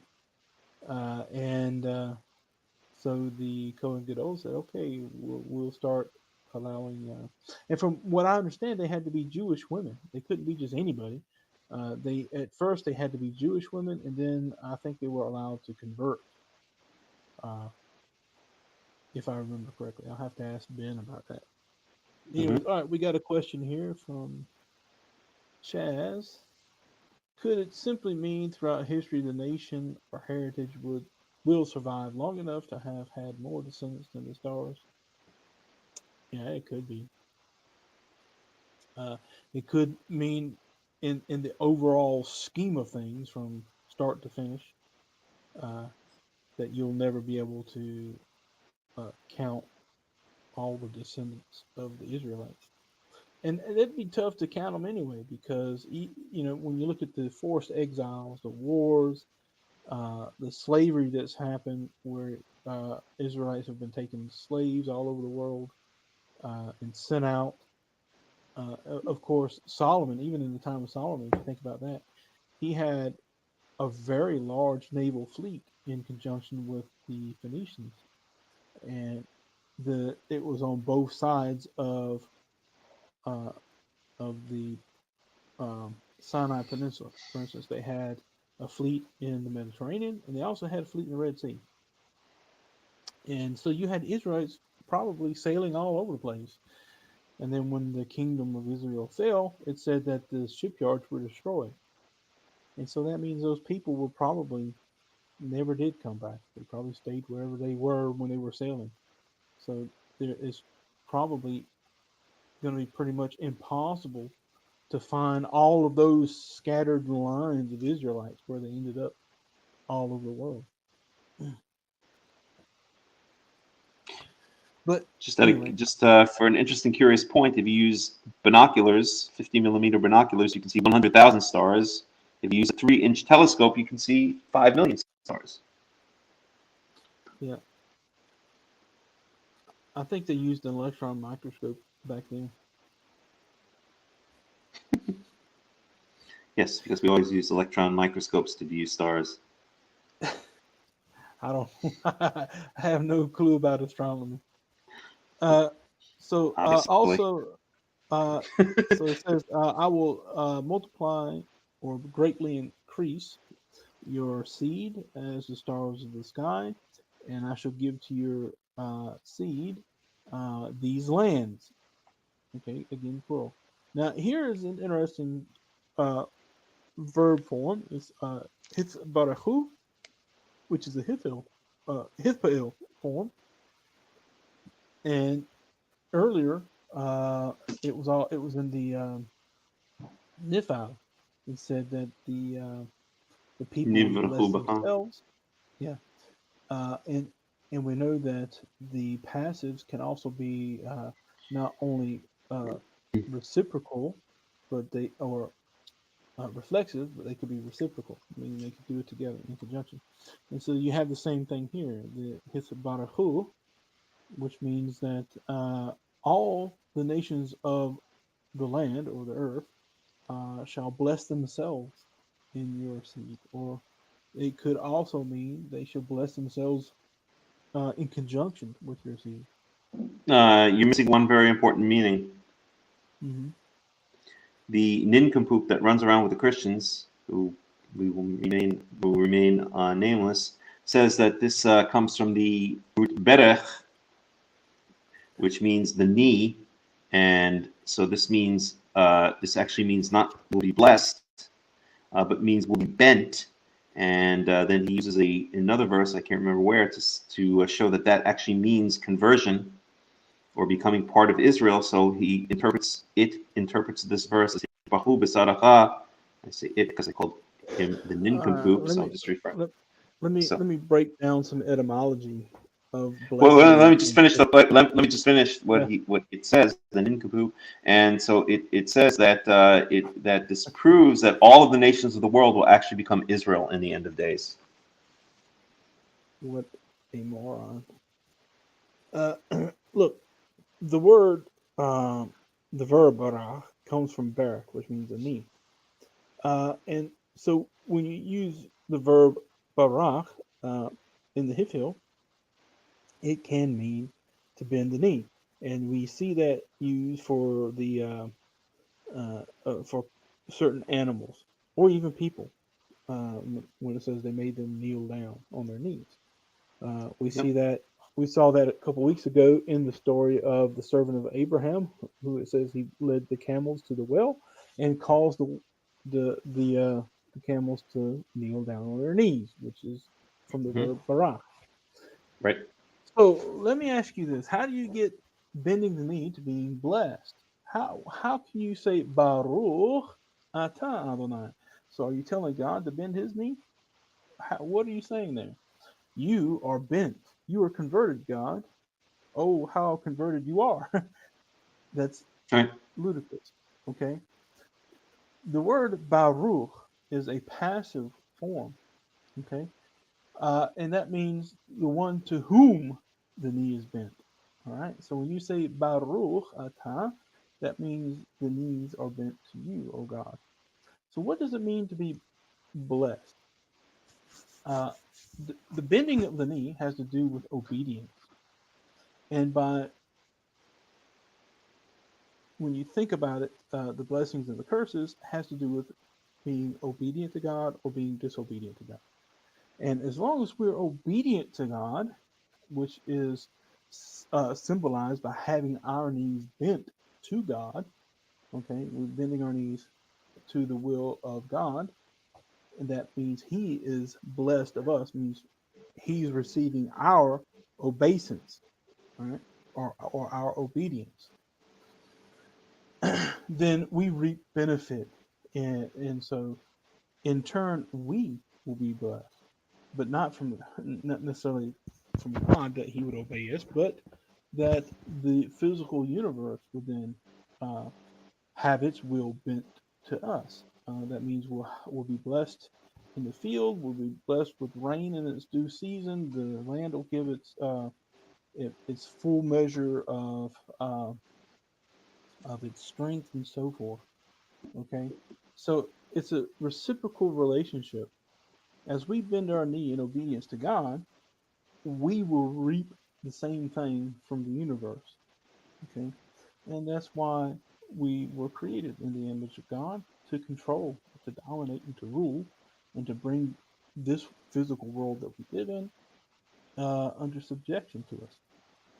But the idea was that we would still do it in obedience to God's will and not for our own selves and screw everything up like we've done. And that's where you get into the idea of curses. You have the word kilala. Kilala means a curse or arur, and they both basically have a similar meaning in that it would be um, uh, uh, a lesser, um, I'm trying to think of the word, a diminishing, for instance, a belittling uh, of ourselves because of our disobedience, then we won't receive the full strength of the land. Uh, the the physical world itself won't be bent to our will or for our benefit anymore, and that's how we get these curses. That's just my opinion. But in Mm-hmm. any but in any way you want to break it down, it has not one single thing to do with conversion. Oh, damn. I thought it did. But anyway, I made this point this morning. Okay, when you are a trained mathematician, you've been to the university, you've got a degree in mathematics or something like that. I don't. When Mm-hmm. it comes to numbers, I suck. I suck at numbers. I have to count on my fingers and toes. Mm-hmm. So if someone was to have a conversation with me, if I go to an audience, okay, and you're standing on stage and you're talking about something with economics and numbers, you can tell me anything you want to tell me. And because I might think you're a really great guy, I've known you for a while, you seem to love the Torah, you seem to be honest. I'm going to believe whatever you say because I don't know what you're talking about, number one. And if anybody in your audience is in the same predicament that I'm in, nobody's going to understand what you're talking about. So, in Mm-hmm. order for you to make sense to us, we would actually have to know something about what it is you're talking about. And what's happening in most places where the Torah is being discussed are people, first, they're too lazy to read the Torah on a daily basis. They're not, they're either too lazy or they're not able uh, for some reason to learn Hebrew, the language of the Torah. And so then you have people who want to come around selling you all their idiotic ideas that are untrue. And how are you to know that it's not true? You're at the mercy Mm-hmm. of whatever he tells you because you don't know if you haven't taken the time to become educated in that. And it's the same way with, I hear people all the time, and this is my pet peeve, talking about the mono uh, vocalic nature of ancient Hebrew, that there's only one vowel in ancient Hebrew, which is insane. Mm-hmm. Uh, why would Hebrew only have one vowel in it when Akkadian, which the record goes back further than Hebrew? Not saying that Hebrew didn't exist, but we just have actual record of it going back to Akkadian, and then unrelated Semitic language, a non-Semitic language in Sumerian, both of which had syllabaries, which means you had vowels. You had an A, I, and U vowel in both languages. Uh, so why would you say that Hebrew, thousands of years later, just dropped all but one vowel? Makes Mm-hmm. no sense. And unless you actually learn Hebrew and learn how Semitic languages work and learn the different Semitic languages that are actually around, you you know you'll have people that will be perfectly able to piss down your back and tell you, "Hey, it's raining," and you'll Mm-hmm. believe them. Yep. Anyway, back to Just the reading Torah. about Jonathan Pollard, who has ended his parole, his 5-year parole, and is now Finally, has no restrictions and is planning to move to Israel. So good for him. good. Hmm. I wonder why he was never pardoned. He was never Even pardoned. Yeah. yeah, even by Republican presidents. Uh, I think there was too much opposition, and I guess you could call it anti-Semitism. That this fear of Yep, the Jew, the sneaky Jew that is spying on America. yep. We got a comment here Hmm. by Ezekiel Ben Yaakov. Uh, Part of the problem is that people don't know why it doesn't make sense for Hebrew to have one vowel, and that's exactly right. That's what I have been harping on for I think more than 10 years now. Hmm. People they may have a desire to learn, But for some reason, they don't take the opportunity. I mean, it's not for lack of trying. I've been pretty much begging people to come learn, and they just don't. I don't know why, but you're right. They don't know, and it's almost as if they have an apathy toward it. Like they don't really care. Mm-hmm. They just want someone to tell them what's right, what's wrong, and what to do. Yep.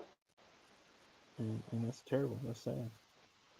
And that's you have a prophecy, and I can't remember the prophet who said it, but it said that there's going to come days when there's going to be a famine in the land, not a famine of food or drink, but of hearing the Torah, and Yep.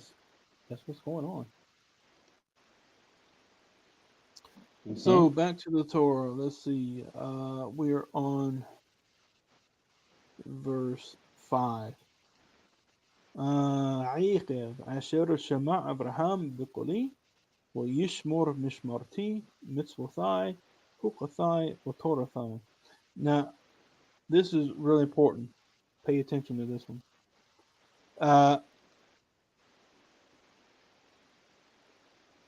It will be on account, akiv, because of, on account of.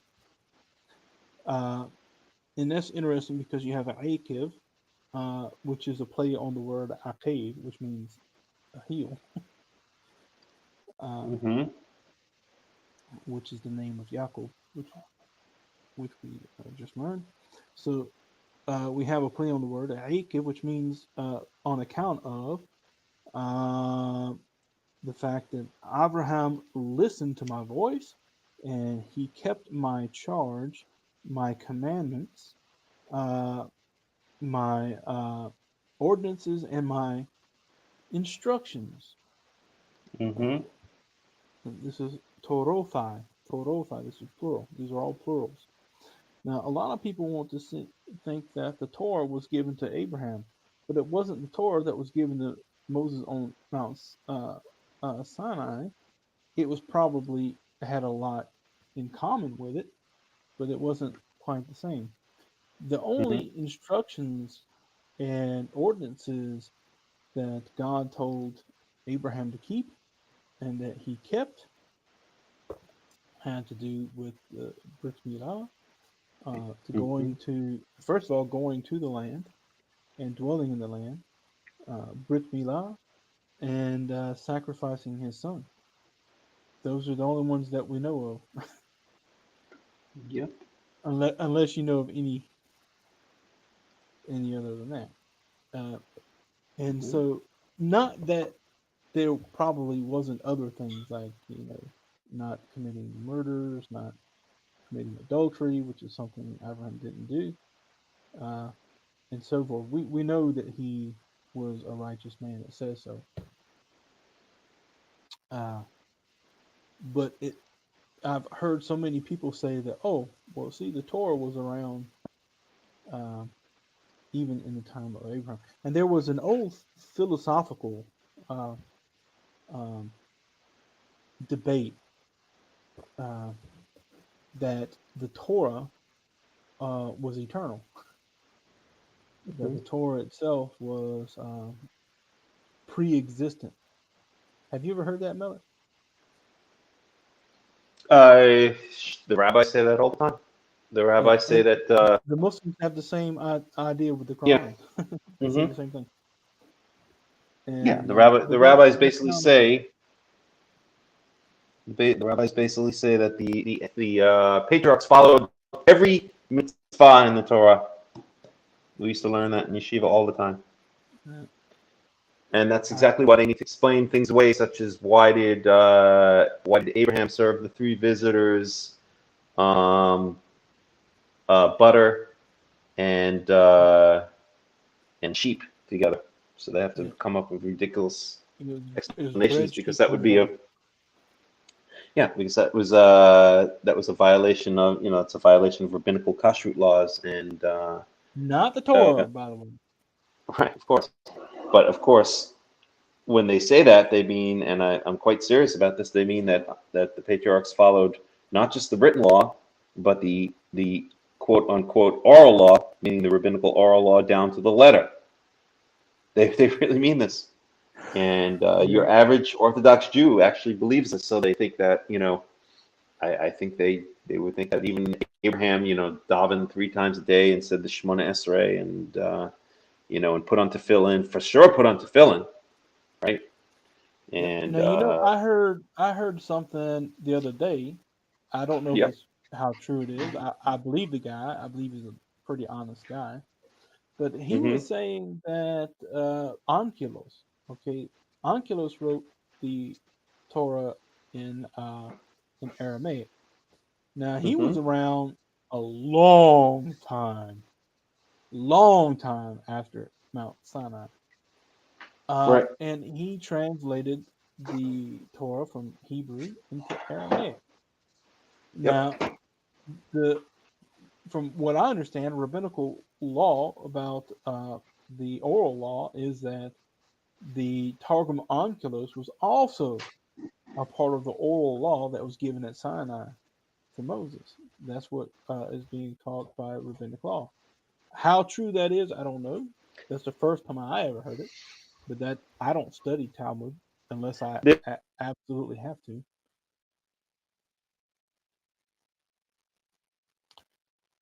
Uh-oh.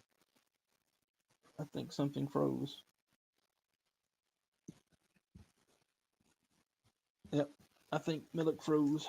He'll be back in a minute.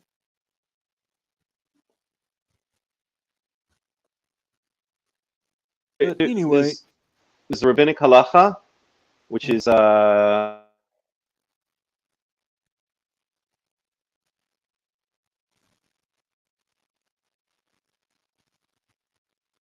Melech, I don't know if you can hear me, but you're breaking up.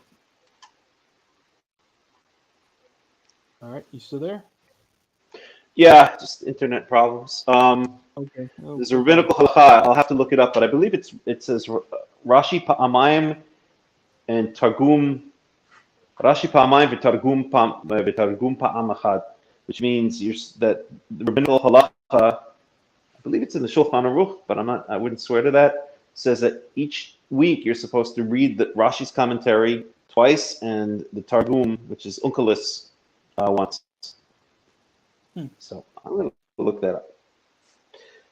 Just out of curiosity. Yeah. So But anyway, they do. The point being that they do hold the Targum Onkelos. If they put it together with Rashi, then they hold it at a very high, level. Twice and. Okay. Oh, excuse me. I just saw what specific chapter and verse are we on for those that arrived late? If you arrive late, then you have to do a book report on whatever chapter of the Tanakh that you want. And you got to break it down, parse it, and all that good stuff, and turn it in by the end of the week. And if you arrive more than 3 times late, then you get a mark in your Delaney card, and you have to stand facing the wall with your nose against the wall for 20 minutes. We are in chapter 26 of Genesis, and I just read verse 5. So we're here, Yaakov. If I could just say, relating to what you said, here it is. It's Shnai Mikra v'Echad Targum.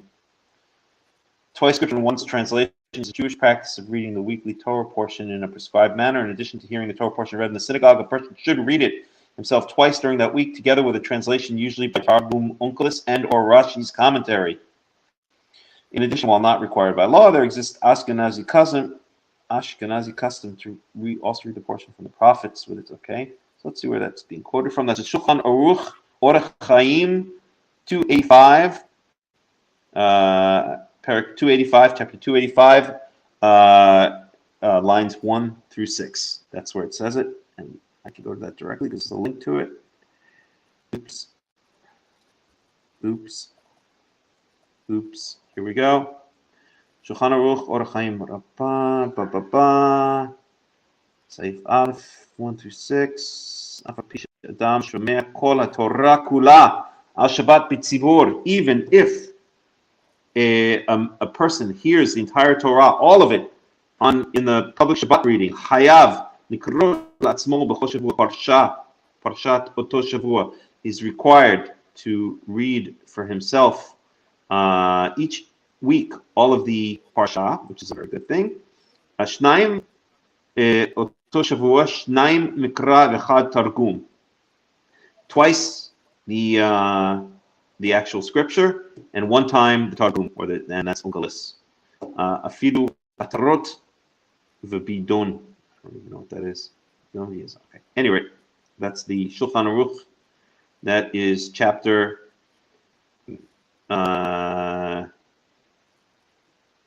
whatever, 682 we said? 285, I'm sorry. Verse Aleph. So there you have it. Yeah, okay, so back to the Torah. And I think this is probably going to be the shortest pasuk in the Torah. Okay, so where are we up to? We're at 26:6 now. 26:6. Yep. I think that's probably the shortest pasuk in. I wonder what is the shortest. That's actually is an interesting question. Well, if I could point out this, I think actually this one guy. Have you're familiar with this rabbi? I think his name is Rabbi Moshe.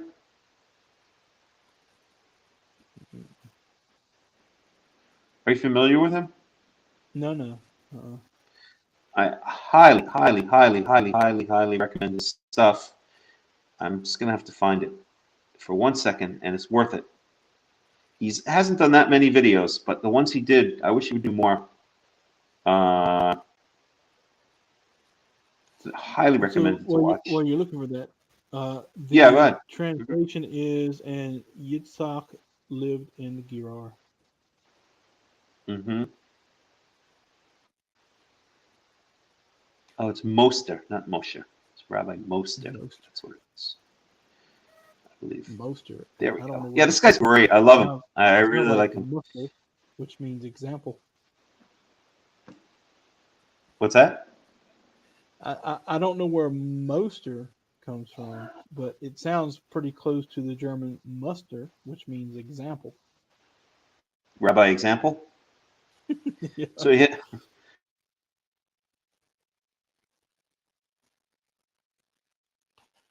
Verse 7. ويشأل أنشي همقوم لإشتو ويومر أخوته كي يري لمور إشتي Pin Yaharaguni. Yeah, I hear you. Hello? I hear you. Yeah, he'll come back in a minute. Where was I? Pin Yaharaguni.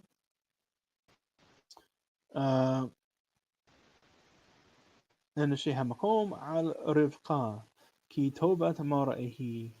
And so the men of that place asked him concerning his wife, and he said, "She is my sister," because he feared to say that she is my wife, lest the men of the place killed me because of Rivka, because she was very beautiful to see.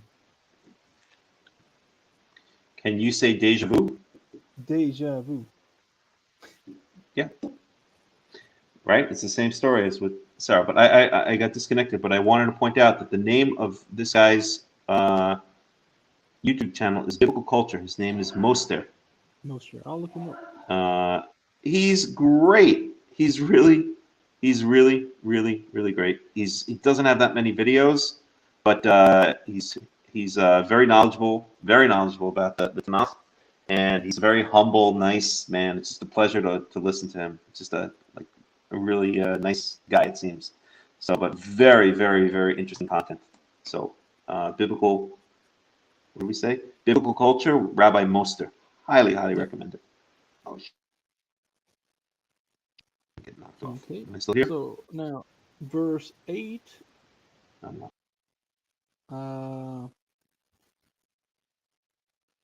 Oh, we lost him again.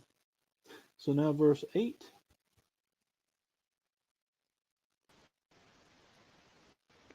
All right, there you are.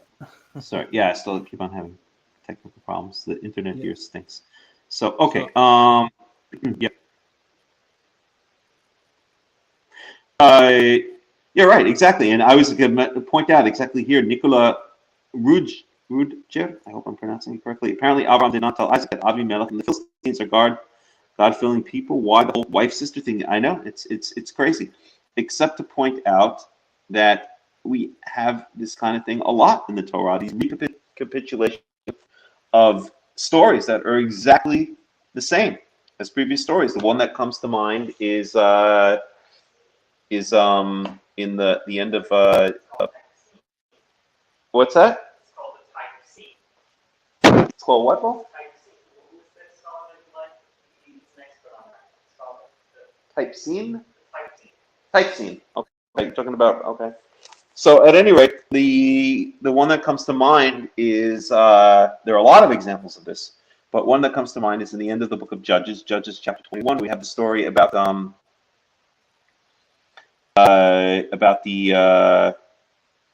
the concubine who is, oh, I'm sorry, is it there? Yeah, it is, but I don't, for some reason, again, my mind has the details escaping my mind. But basically, it's a replay of the Sodom. Can you hear me okay, by the way? yeah, hear you fine. Okay. The Sodom and Gomorrah incident, whereby the townspeople try to, yeah, that's what it is. He throws the concubine out.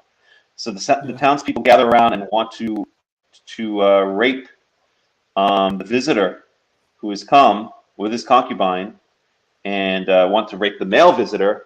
And he says, "Take my concubine instead." And this time they actually do. And that's a clear replay of the Sodom and Gomorrah story. So rape we her have, to so death. they literally did to death. And it still amazes me. I've never been able. What really amazes me in that story is that the guy wakes up in the morning and his dead concubine is lying at the entrance to the door, and he basically says, come on, let's go." And then he's notices that she's dead, and he's like, "Oh, geez, she's dead," and like there didn't seem to be any emotion there at all. No, The whole story is a bit bizarre. and he dismembered her. And the funny thing Yes, but is right. the whole story was the reason why he was there to begin with is because it says he loved his concubine. That's why he came. That's the only reason he came. I don't Remember, remember all the. Yeah, I don't remember it offhand. from what I understand, she left him and went back to her father's house. Oh, maybe that's it.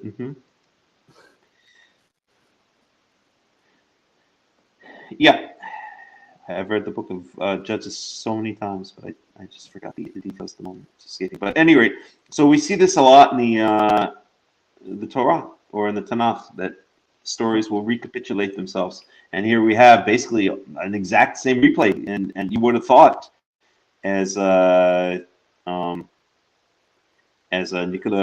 Rudger points out, why didn't Abraham tell his son to stay away from this Avimelech character, man? Just stay the heck away. I mean, those people are nuts, right? They're not God fearing, so stay the heck away. Don't go. But he makes the same mistake, and the exact same story repeats itself. It's kind of bizarre when you think about it. Okay. And let me see what my boy um, what's his name, Robert Alter, So, has to say about this. yep, So this is Chaz chapter made a 26. comment. He says that Yeah. verse 10 always stuck out, and that the king speaks as if Rebecca had no choice in the matter. And you'll find a lot that in those days women didn't have much of a choice. Sure. 1 second here. We're in chapter 26. Unlike It's the chapter liberated women of 26. today. Yeah, who think they have a choice when they really don't. Anyway.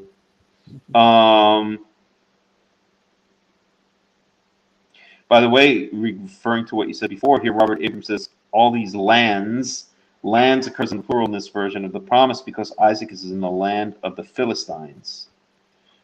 Okay, the men of the place, second threat against the matriarch, and this is what he says now at verse 7.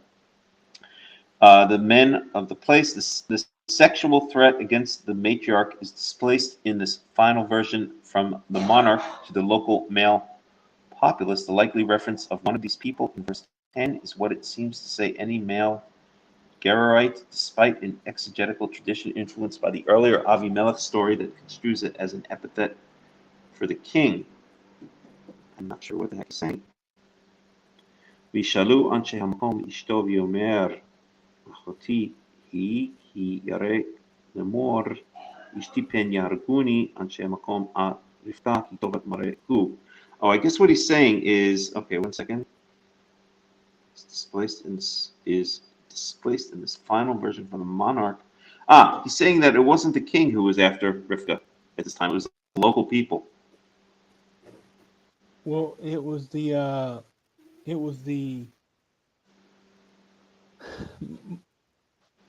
people of the king who asked about Sarah, and it was also the princes of Pharaoh who asked about Sarah. And so it doesn't necessarily mean just because it says the men of the place had asked, but it could be. Mm-hmm. Right, so this is a little different. I mean, there's a recapitulation here, but this is a little bit of a different story here, right? So here, 1 second. Okay, so here Rivka is never actually captured as opposed to Sarah, right? That's one difference. Yeah, because they were just asking about her. Right. They're just interested. And you're going to see here in a minute that he was going to say, hey, somebody could have taken her, you know? Right. And right. Which means she wasn't taken yet. So evidently they came to the place. He said, yeah, this is my sister. However, right. in this next episode we're about to see, which I'll read now, verse 8. ויהי כי ארכו לו שם הימים וישקף אבימלך מלך פלשתים בעד ההרון וירא והנה יצחק מזחך את רבקה אשתו. And so it was as the days began to lengthen or become more, or carried on, or however you want to say it. The time went by in the place that Abimelech he looked out through his window. Now Abimelech was the king of the Philistines, and he beheld that Yitzhak was mitzahek with Rivka, his wife. Now, this is what we were talking about in the story of Ismael, where it says right. with right. Isaac, and also with the sons-in-laws of Lot, who took him as Misahik. Right. What does it actually mean? I don't think it means that Isaac was standing in the courtyard or sexually fondling Rivka. I just don't buy it. Well, here the context is clearly that something was going on that would only occur between a husband and wife. So maybe they were holding hands, or just, who knows what they were doing, right? Right. So here I agree that this does imply some kind of sexual play, but this, or not sexual necessarily, but romantic. I don't think right? Isaac's going to stand in the courtyard and be sexually fondling this woman so that everyone in town can see. I agree there was something that he did that was noticeable to Abimelech, but to say that Isaac was such a low character person that he's going to be no, of course not, in front of everybody. That's right, and it's actually good. You know what? I see what you're saying. That's actually an excellent point. He wasn't doing anything sexual with Rivka out in public, right? It could be something that maybe you wouldn't notice. Kissed her, maybe, or exactly. Maybe he blew a kiss at her. We don't know. you know, Exactly. uh, Gave her flowers or something like that. That's right. anything. You know, but however it was, I don't think it had to be Right. necessarily sexual in nature. Right. Let's see what Robert Abrams says. Looked out the window, blah, blah, blah. Alter. Playing Robert Alter. I don't know why I keep on calling him Robert Abrams, because I know somebody named Robert Abrams. That's why. They're from Jerusalem. The meaning of the verb here is clearly sexual, implying either fondling or actual sexual play. It immediately follows the name Isaac, in which the same verbal root is transparently inscribed. Yitzchak mitzachek. Wow, I didn't even realize it before. So Thus he's Isaac. got her skirt pulled up and her thigh over his shoulder up by the well. He's just going down on her. That's stupid. You know, if it weren't one of the matriarchs, I would make some pretty crude jokes here, but I'm going to behave myself and refrain. But Well, anyway, that's what they're saying. That's what every commentary is saying, that he was sexually molesting this woman in full view of everybody. thus As if Isaac the she was some laughter's more. birth is preceded by the incredulous laughter of each of his parents. Sarah laughs after his birth. Ishmael laughs, mocks at the child Isaac, and now Isaac laughs, plays with the wife he loves. So those are all recapitulations of where the word Isaac is associated with laughter. Perhaps there is some suggestion. Perhaps there is some suggestion that the suggestion that the generally passive Isaac is a man of strong physical appetites. He loves Esau because of his own fondness for venison, but rather he recklessly disports himself in public with a woman he has proclaimed to be his sister. I don't go for that one, but okay. I All don't right. buy it. Anyway, I'm not buying it. well, I mean, one thing we could both agree on is that it's absolutely clear that they were doing something that only a husband and a wife would do, or that only romantically involved people would do. Whatever that is left to speculation. Yeah.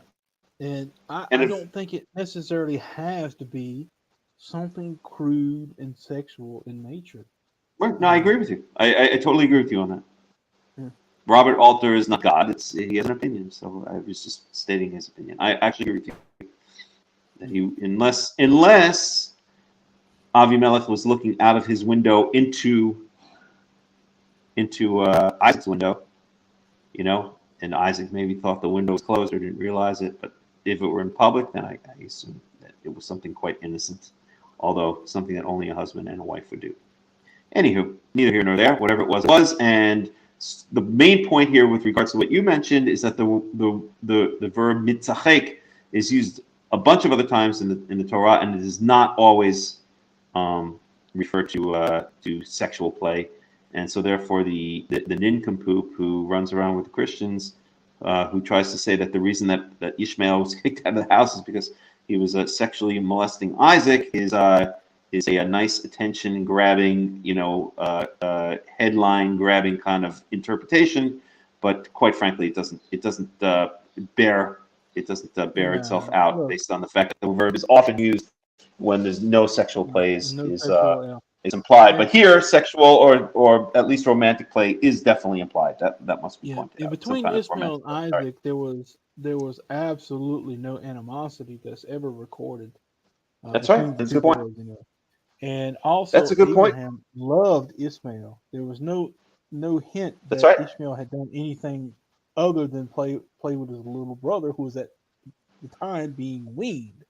Now, up until this point, he was at least 10 or 11 years old, and he Yep. so far has been the heir to Abraham. Of That's right. course. Now, That's right. the idea was, and this is how surrogates worked in those days, because they couldn't go down to the local fertility clinic and get Right. things worked out. Sarah knew that this was after 10 years where God told Abraham he was going to have children. Sarah said, look, take my servant girl. Perhaps I can have children through her.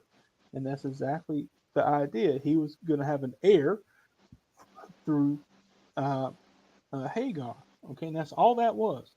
Once the actual wife became the mother of the heir, the surrogate was no longer considered the heir. That's the only point. This wasn't that he just took two wives. He didn't want the wife.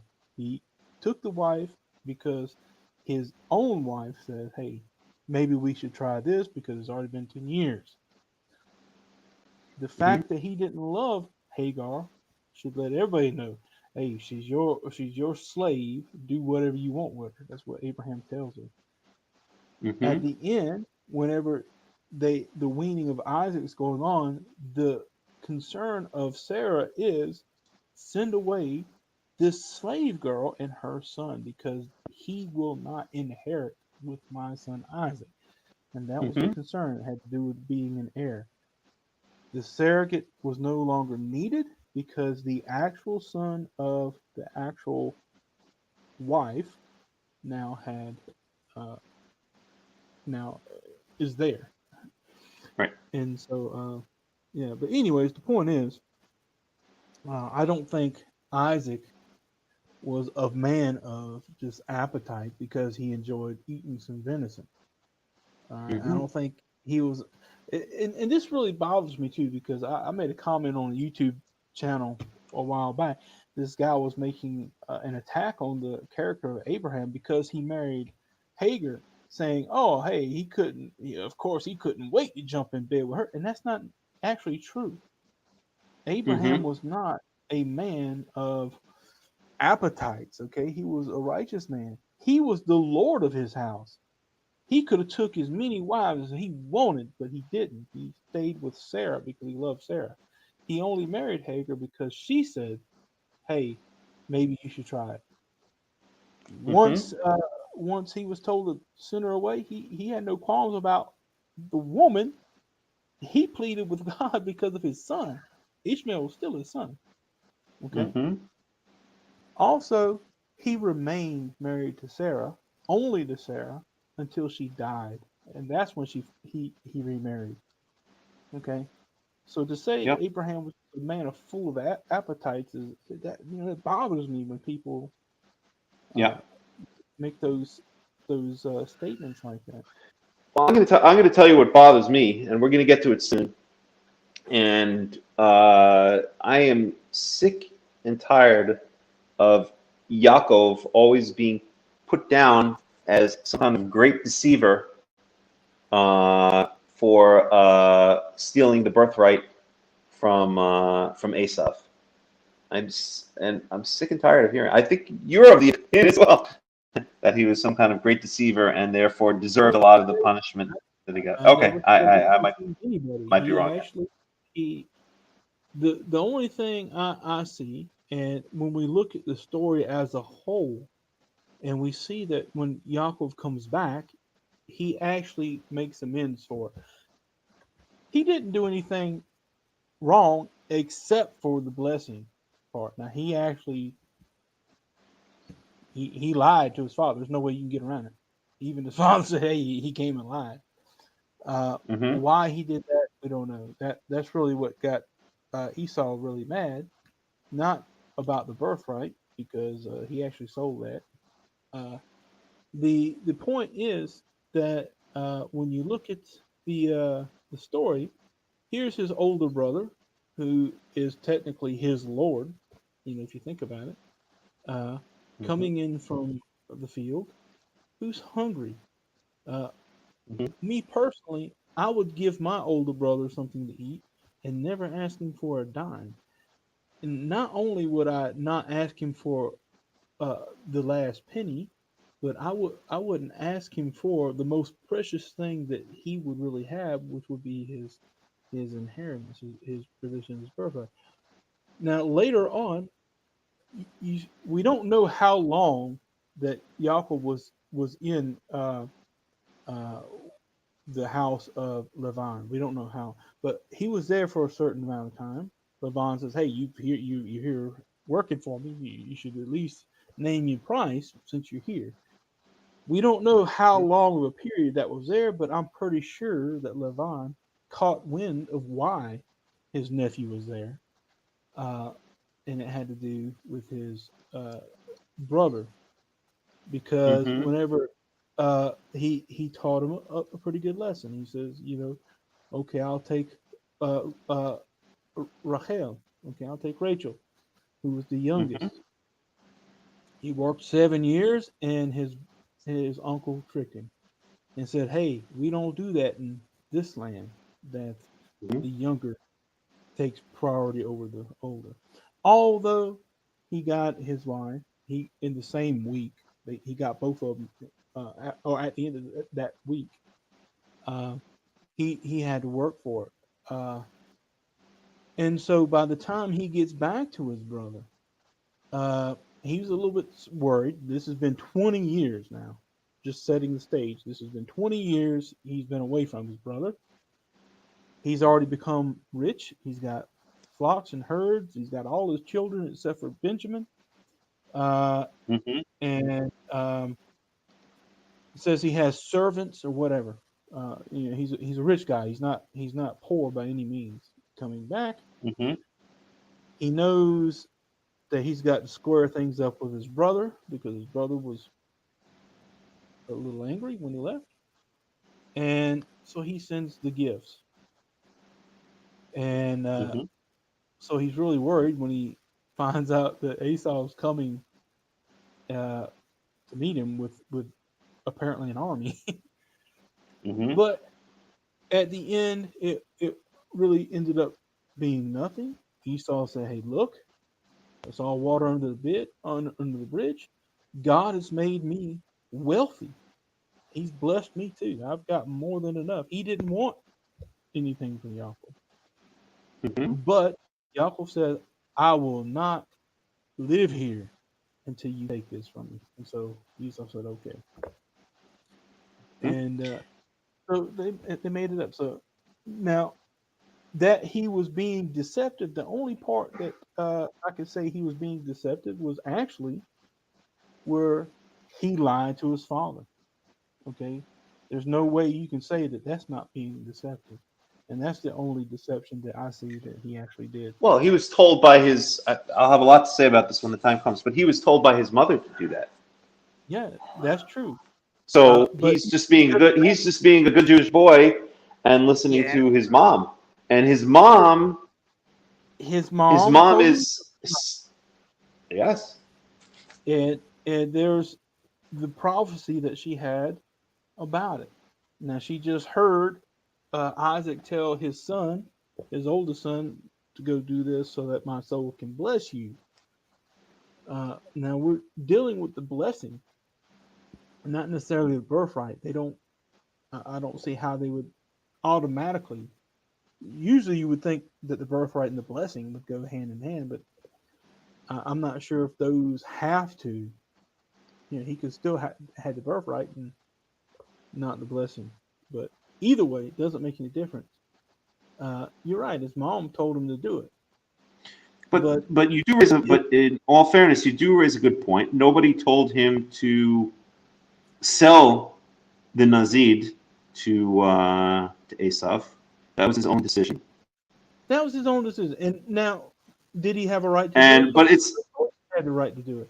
Uh, but what's very what, interesting. what, But what's very interesting is okay. So we have and I'm just going to go back to this verse, chapter 25, verse 31. Yomer Yaakov michra kiyom et bichoratcha li. This is the first time. One second. I'm gonna answer Yeah. that question real quick while you look that up. Uh, the No, no, question is, I haven't looked at. I haven't. Uh, okay, go ahead. okay, go ahead, Jacob. No, go ahead. Go ahead. Don't worry about it. Go ahead. I I'll was say just it gonna after. say he's asking week, not years. I'm guessing that's in reference to the marriage week.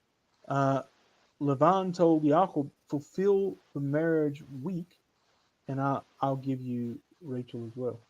So he got both his wives at the same time, even though he still had to work another 7 years. Mm-hmm. Yeah, that's right. Um. Oops. So, what was I going to say? I was going to say yes that so yes, Yaakov decides on his own. This is in chapter 25, verse 31, to sell Esau the birthright. Okay, Right. so there one possibility here is that once again we have a situation where there are multiple reasons why the birthright was transferred to Yitzhak. I'm sorry, to Yaakov. One is that Yaakov bought the birthright, and then another one later on is when it comes time to bless, that Rivka instructs Yaakov to dress up as Esau and get the blessing of the firstborn from Isaac. So these might be, like we said before, a lot of times they're disparate reasons, right? Why is Edom called Edom? Because he was born red, and also because he bought this red stew, or I'm sorry, he bought this red stew from Yaakov, his birthright. So maybe it's completely disconnected, or it's just speculation because we don't have any evidence for it here. Maybe Yaakov was already being told by his mother at this time, already by chapter 25. That's the point I was going to make. She Yeah. already had the prophecy. We don't know that. That's what I was getting. I think I read this part before you came in. Right. It was at the very beginning where it says that the boys began to wrestle in her womb, and it says, "Wotelik lidrosh et Adonai," and she went to seek Adonai. And this clause lidrosh et Adonai normally Right. in the Tanakh implies someone going to seek a prophet. Doesn't necessarily have to be. She could certainly have talked to him in prayer herself, I guess. But we also see that just before that it says, Right. Yeah. that Right. Isaac had entreated God on her behalf. So it could have been that she asked Isaac, okay, but it doesn't demand that it was Isaac she asked. According to the Torah, Seth was also alive. Not only Seth, there was lots of other men of that line that were still alive. She could have asked any one of them if she wanted to. We don't know. I think it was Isaac, but it doesn't necessarily have to be Isaac. But either way, she had a prophecy from God that the younger would be the Lord of the older. Right. And That's so right. now Yeah. here these two are twins. She Right. loves Yaakov, okay? Naturally, because he was the one who's going to be the Lord, which is what she's setting him up. So now these two are twins. You have to keep this in mind. These aren't just some brothers several years apart. These guys they were created together. Okay. They were in the womb together. They came out of the womb together. They grew up together. Okay. They had only those two parents. Uh, they didn't have an extended family that I know of. And so when you think of twins, normally twins have a pretty close relationship. However, Mama is grooming Yaakov to be the head of it, and perhaps Yaakov's thinking, how do I become? Okay, you have the same situation with Sarah and Abraham. After 10 years of waiting for an heir, they decide to take matters in their own hand. Doesn't necessarily mean it's wrong, but that's not the way God wanted to do it. But anyhow, Right. Yeah. You cut you. Ishmael's Mm-hmm. born, and Yeah. that's all I'm getting at. And you Yaakov's kind of took the probably words. had, You kind of took the words right out of my mouth in the sense that yeah. that It's not that he's wicked. I'm Esav, just saying, Yaakov is already aware yeah, that that he's going to Rivka rule the has roost this in one day. mind. Right.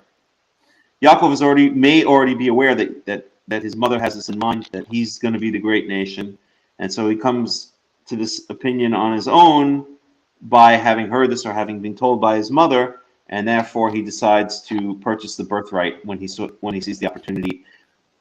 But even Yeah, so, if that's the case, then he's still even within less. his right to do it. Well, Does he's even not less mean he's underhanded. blameworthy Hmm? because if that's the case, that it was because he'd heard from Rivka, his mother, that this was He's his been groomed. destiny because she'd had this Yeah, prophecy. Then he's even less culpable because it's really all Rivka's idea at the end of the day, or Rivka's prophet. No, I'm serious. I am very serious.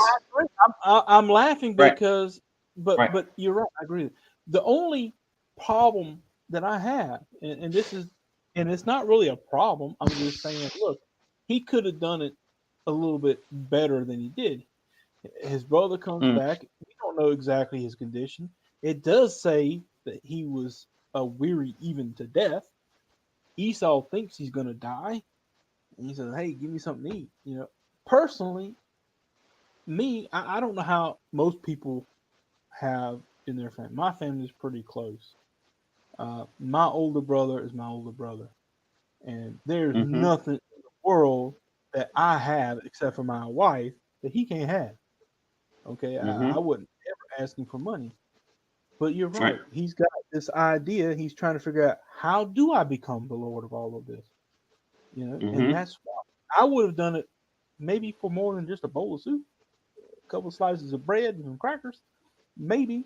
And probably that's what he's trying to do in the end. He's saying, "Hey, I got more to give you here. Take all this, and let's let this be a lesson learned."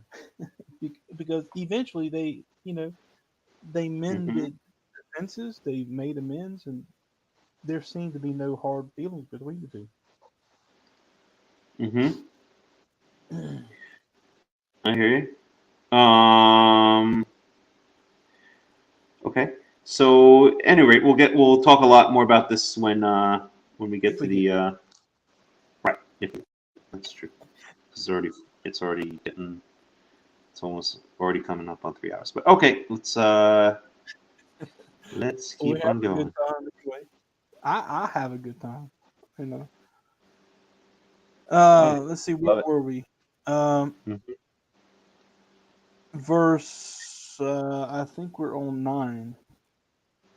Mm-hmm. Uh, Yaakov, you're coming in Wayikra. very. I don't know if it's my internet or your internet, but you're coming in very cut off. So I don't It's know if you would probably like to. it probably slid out of my beard. Is that better? No, it's not that. It's not that. It's coming like I don't know if anyone else is having. Maybe we can ask people if they're having problems hearing you, All right. because I'm definitely having problems. How's the sound? Can you hear me? No, it's cut off. Hello, hello. Yeah. All right, hang on. Let me. So if we can ask the people who are listening, our vast listening audience, if they're hearing Yaakov okay. Huh. Jazz is okay with 6 more. Ken says he has no trouble. Okay. All right. Then it might be on Sound. my side because Chad says it sounds the good. internet here is notoriously horrible. So Okay, we so can try. verse Chaz said 3 hours. I'm okay with 6 more. I know. Yeah, me too. I could go all Oh. day. Oh, we actually had that when Melech was here that time, man. That was great. We'd spend Mm-hmm. the entire Shabbat together just reading through the Parashath and the Torah. Man, I had a good time. That was great. Really, that was such a nice visit. It really was. Mm. It was really well. So And we verse have to do it 9. again soon. Yep. وَيَقْرَأ Now, especially أَبِمَالِكَ. that we're. Yep. I'm sorry. Go ahead. All right. So we're in verse 9. Yep. 26:9. Mm-hmm. ويومر هنا اشتخاهي وإيخ أمارته ويومر oh, wait. I missed some. Okay. وإيخ أمارته أخوته ويومر إلاف يتاك كي أمارتي بن أموت عليها. And so Abimelech called for Isaac, and he says, "But behold, she is your wife. And how did you say she's my sister?" And he says to him, Isaac Right. says to him, "Because I said, lest I die because of her." Verse 10. ويومر أبيمالك ما زود عصيت لنا كمعات شخاب أحد عام اشتخاء وهيفيث علينا عشم. Now this is going to raise a Mm-hmm. good question here. And it says, and so Abimelech says, "What is this that you've done to us?" Um, Kim'at Shechab, which means Almost.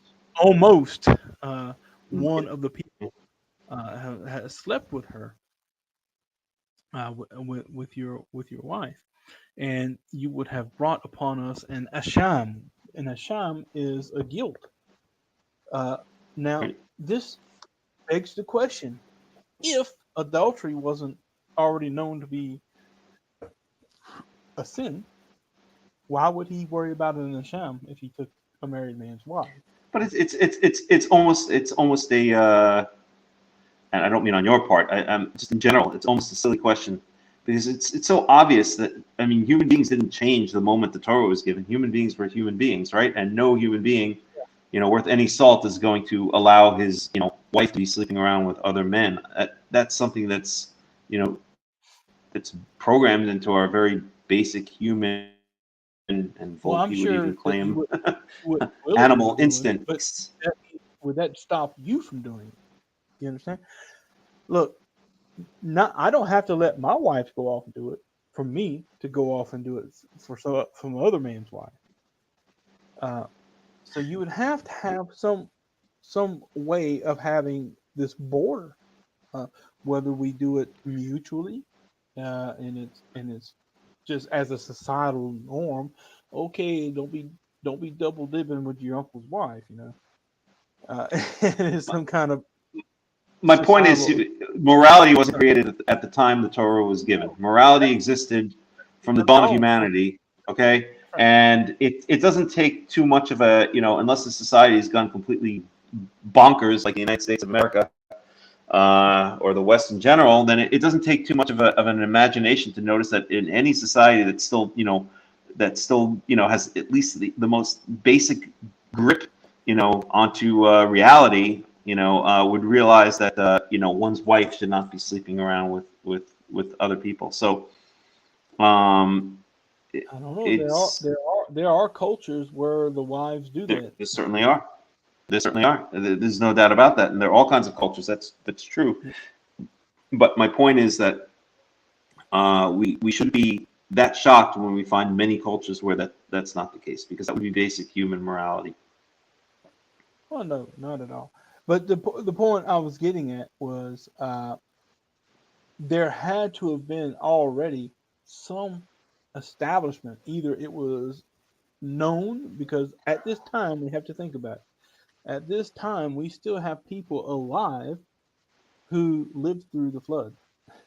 Okay, and their Shem was still alive at this time, uh, and I'm sure perhaps Ham and Japheth might be still alive.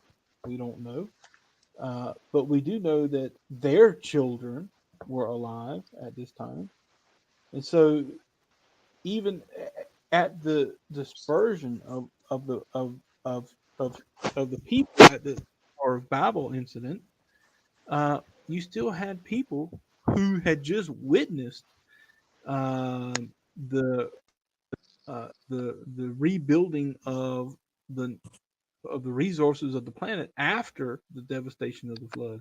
So they understood what was going on, and they understood that there was a God, and they understood that there was at least some type of moral law that he probably handed down to them. They didn't just I live don't however even they. think I don't even think I don't even think you have to understand there's a God, right? Morality is built into human beings by God, Yeah, even whether they recognize his existence or not. Okay, you can find yeah, an average atheist is going to know that murder is wrong. right. Okay, Well, so that's what I'm saying. That's it's just one of two ways you could have done it. Either there was that, or there was some sort of already societal norm that had already been established. That well, hey, the societal norm yeah, is established. I guess yeah, this is now getting into the realm of philosophy, which I don't think we want to dwell on too long. But the societal norm is established because we're all infused with a soul, and that soul is connected back ultimately to God. Whether an individual realizes that he has a soul, and whether he realizes that that soul is connected back to God, well, I'm in the middle right now. It's bothering me. Okay, is completely irrelevant. We still each have a soul, and it's connected back to God. So we're each going to have an innate sense of morality, whether we know where that morality comes from. So my point here is that of course, morality was not invented at the time of the giving of the no, Torah, no, right, and of course we can expect that humanity in general is going to have a sense of morality, and that they're going to be held accountable if they become so corrupt that they lose their sense of morality. We saw that in the flood of Noah. The world is, humanity is destroyed essentially because they lost their sense of morality. We see the outrage when Cain kills Hevel, right? That's punished, although that's directly from God. So I think it's almost a silly question. I think it's Stomen Amora. I think it's almost a silly question to ask whether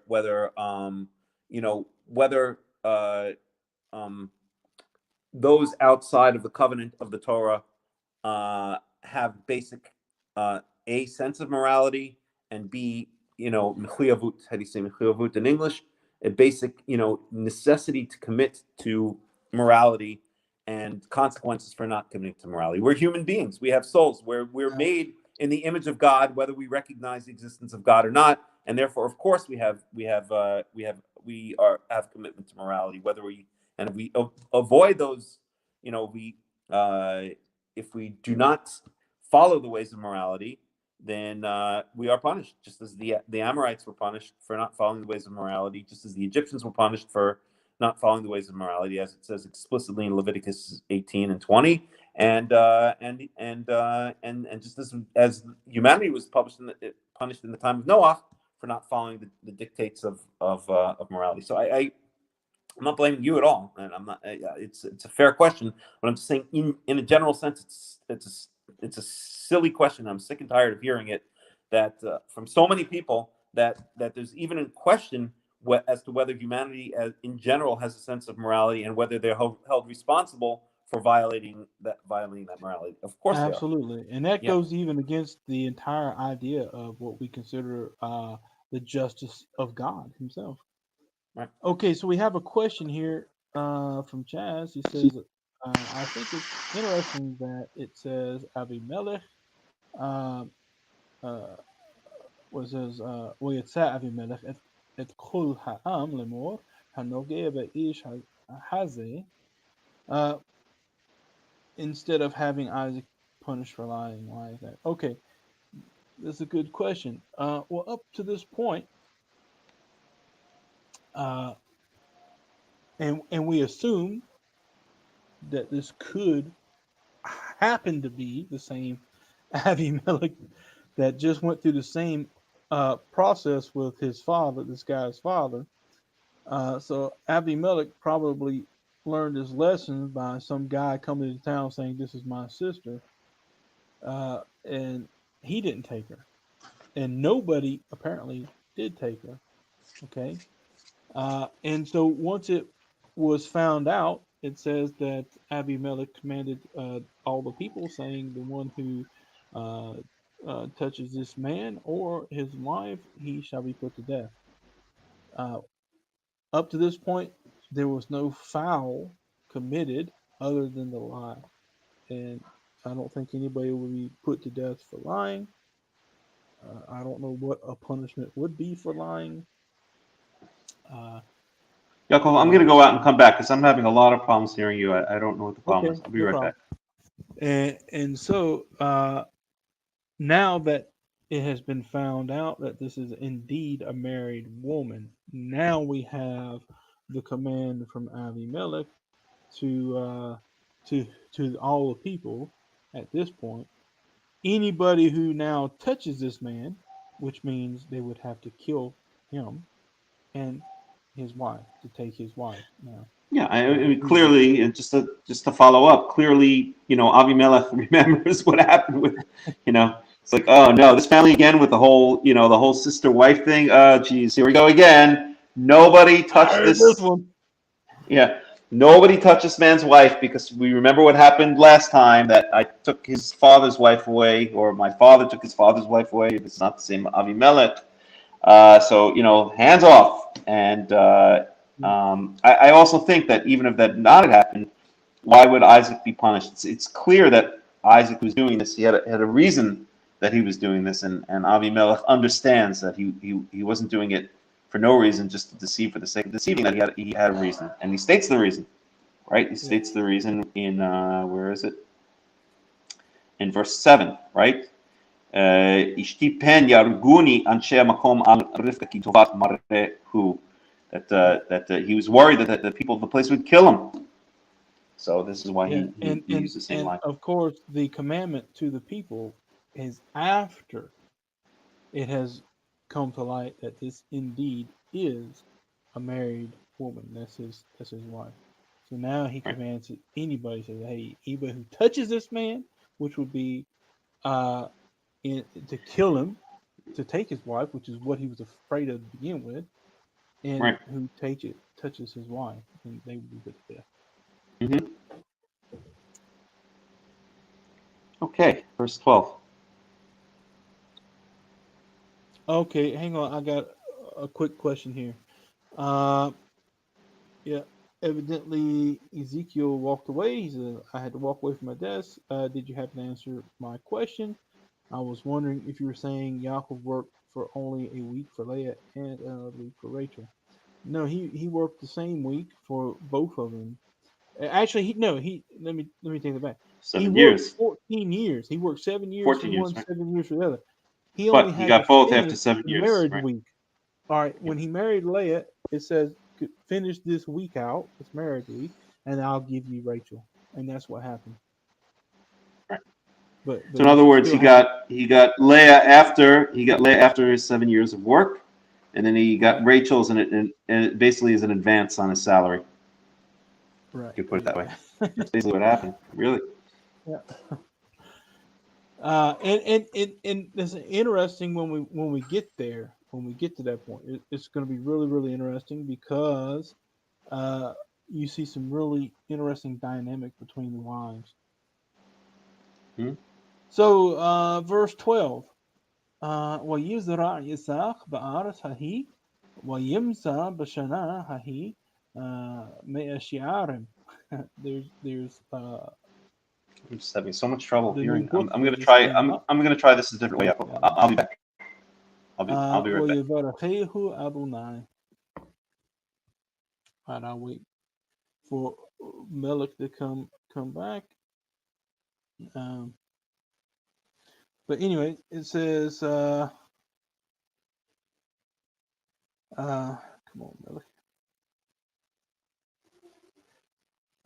And so Isaac sowed in that land, and he found in that year 100 she'arim, um, uh, which would be roughly saying 100-fold. But the word she'ar actually comes from. I want to say that comes from from the uh, from the seed,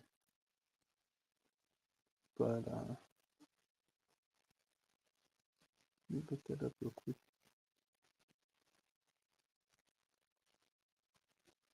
Hmm. Okay, that's what I'm thinking of. CR is actually barley. Hmm. Anyway, uh, so he sowed in that land, and he found in that same year 100-fold, uh, because Adonai blessed him.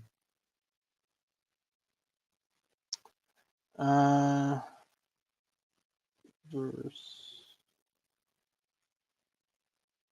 13. ויגדל האיש וילך הלוך וגדל עד כי גדל מאוד. Now this is an interesting uh, way of putting things. This is something I've talked about many times. It says, and the man uh, became great, and he went going and becoming great until he was very great. And so anytime you have this Is any better? the yep, I hear you good. Sound like you're like right in my ear. Uh, but when you have the infinitives, the imperfects with the infinitives, for instance, here you have wayelik, which is an imperfect, and then you have haloch and gadel. You have two infinitives. Then that is an emphatic form. So it's basically he was becoming greater and greater and greater as the time went by until he was Very great. Echo, can you hear me So now now? we're in. I hear you fine. Okay, I I hear hear you you better. great. I came on my laptop instead of my phone, so hopefully this is gonna be better. And you can see me now. You can see me now, right? Yeah, I see you fine. See you fine. Hear Okay, you so fine. this is a better solution then. Okay, got it. Okay. So where are we We're up on to? verse 14. If you want to take over. Sure, I can do it.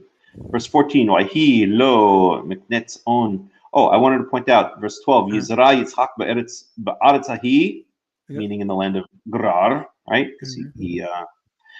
this is in the land of Gerar. Yimsa b'shana hahi mea sha'arim v'yiv archehu Yehovah.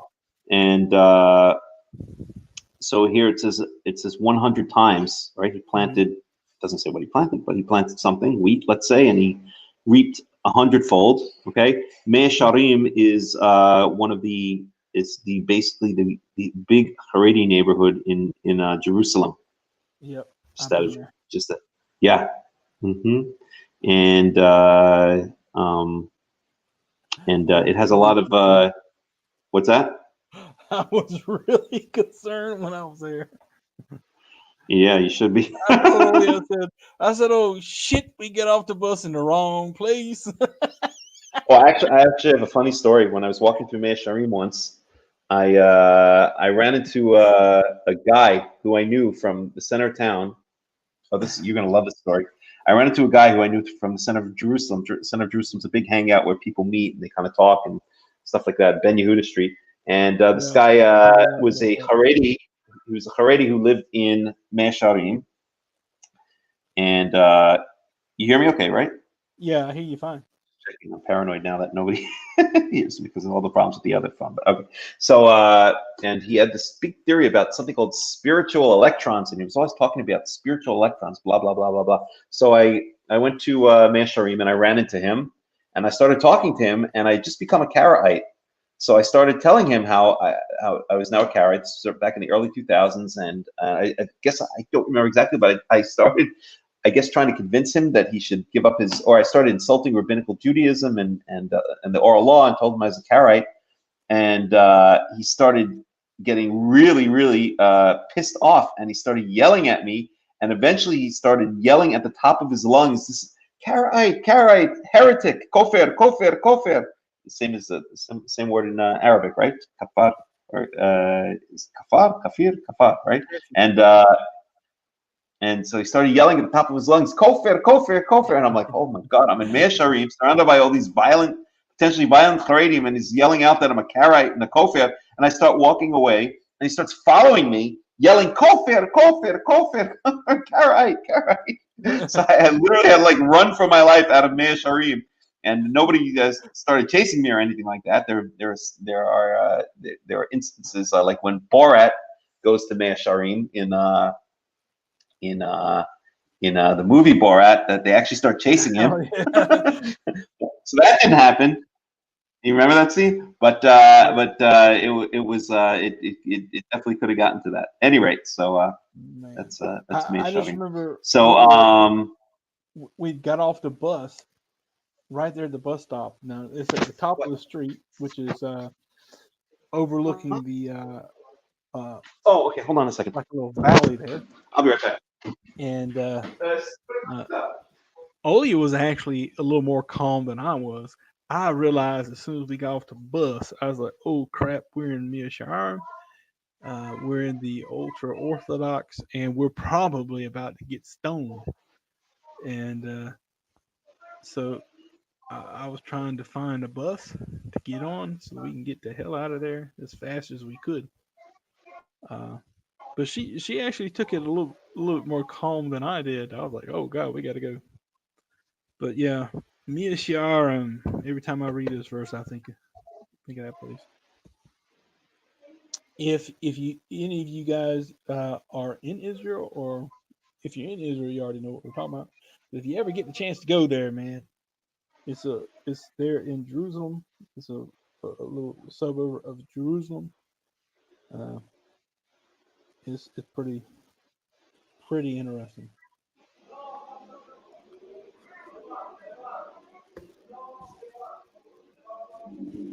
So I have no idea what happened to Melech, but I will go ahead and read verse.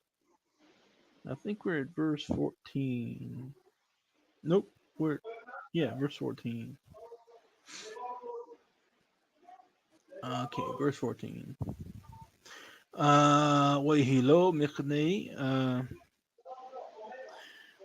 وهي مخني صون ومخني بقار وعبد رباه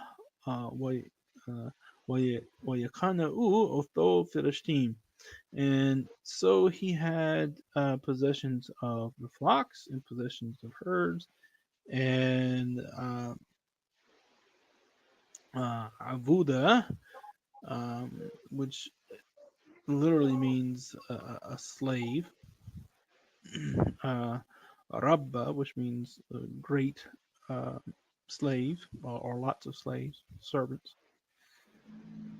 And the Philistines had kana, which means they were jealous of him.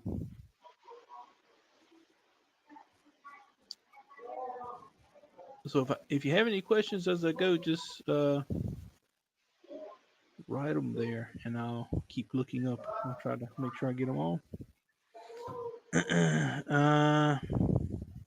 So naturally, this guy Yitzhak, he's being blessed by God, and he's becoming more and more rich, and the people around him began to be jealous of him.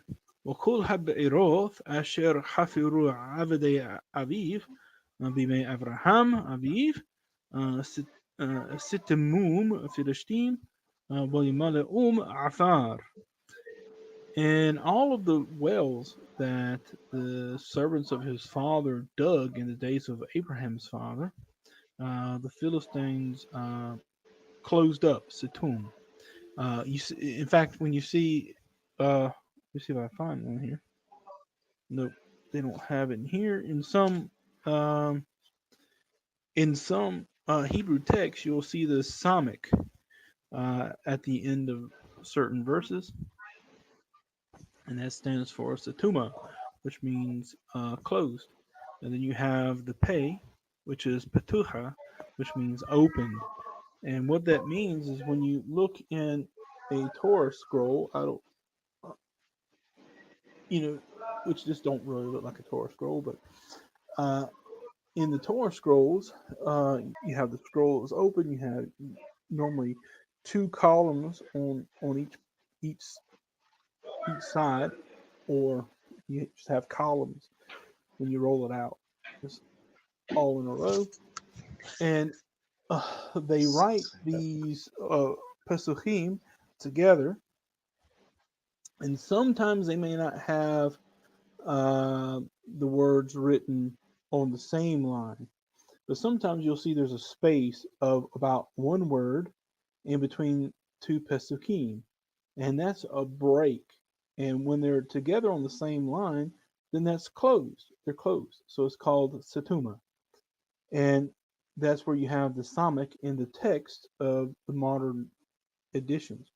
And then you have sometimes it'll start either at the end or at the beginning of a new line, and that's when it's called open. So it starts a whole new line, and it's called patucha, and that's where you'll see the pays. You'll see sometimes the samach at the end of the verse, or sometimes a pay. And normally, when you see that, those are like paragraph breaks. There are sometimes those are either logical breaks or subject breaks, or however you want to look at it. But that's that word satomum. Satum means to close up.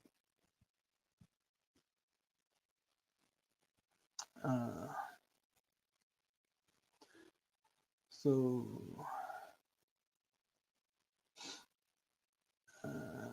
verse 16.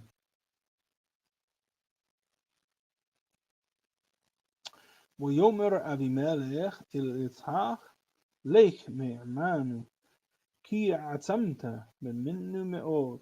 And so Abimelech says to Isaac, go away from us, because you have become mightier than we are.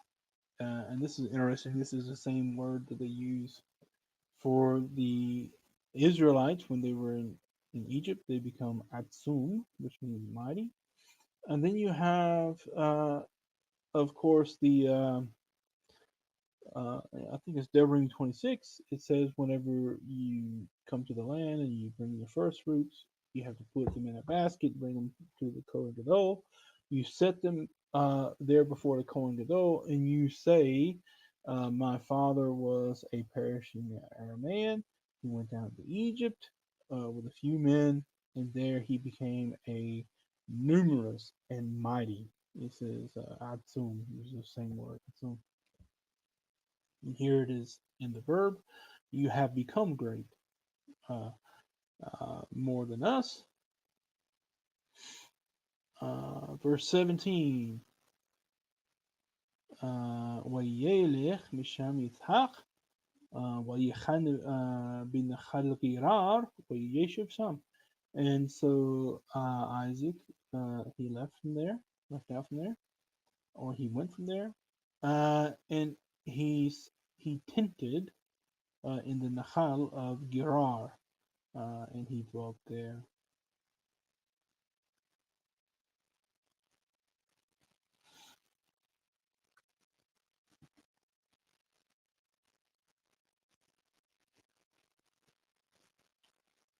Never, oh, he's still not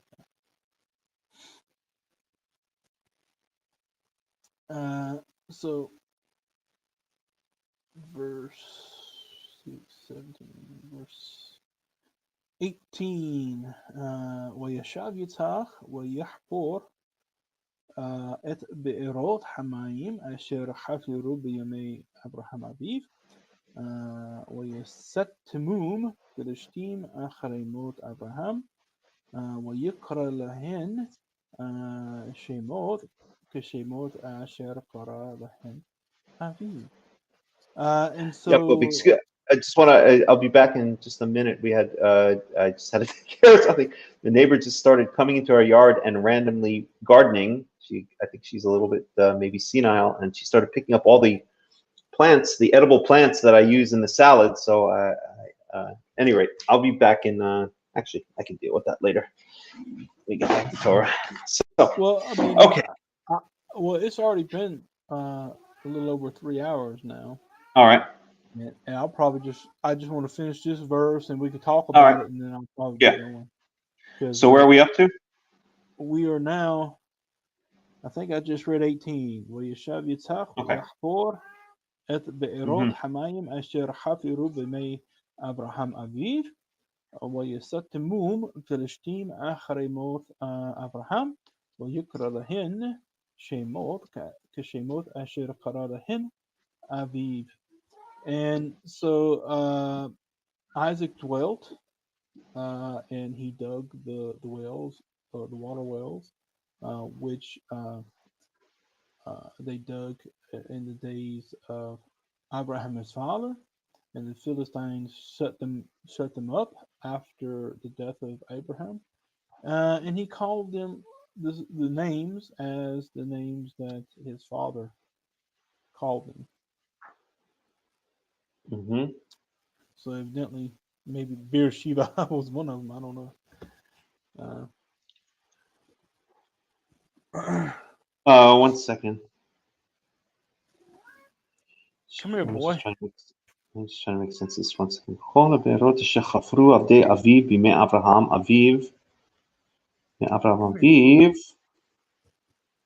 סיתמו פלישתים וימלאום עפר, ויאמר אבימלך אל יצחק לך מעמנו כי עצמת ממנו. עוד ילך משם יצחק ויחן בנחל גרר וישב שם, וישב יצחק ויחפור את בארות המים. So wait a second here. So he was dwelling in Gerar, and Yeah. in verse 15, we see that so okay, so the Philistines filled up all the wells which his father had dug and filled them with dirt, Mhm. and then Avimelech kicks him out. Basically, he says, "Get out of here." And then Yitzchak goes in place and dwells in a place called Nahal Grar, which we can assume is nearby, right? Yeah. There's a little tributary somewhere. Right, and the Wadi of Gerar, and now he digs up v'yeshav Yitzchak v'yachpor et be'erot hamayim shechafru b'mei Avraham aviv v'yistamum Filishtim acharei mot Avraham yikra lehen shemot k'shemot asher kara lehen aviv. Okay, so now we're talking about. So he gets kicked out of. Are we talking about two sets of wells? That's what's confusing me a little bit here. In verse 15, we have a whole bunch of wells that the Philistines had covered up. That seems to be in Gerar. Now he gets thrown out of Gerar and he lives by, I guess, the nearby river, and now he starts digging up wells near this Nahal Gerar.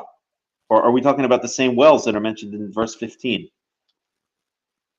The way I understand it is that he leaves out of Gerar.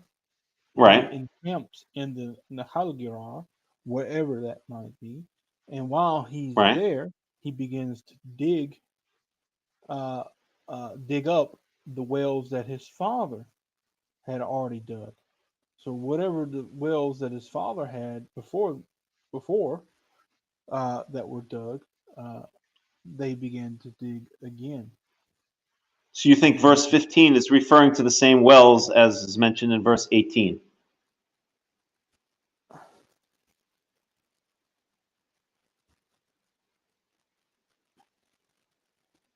Hello?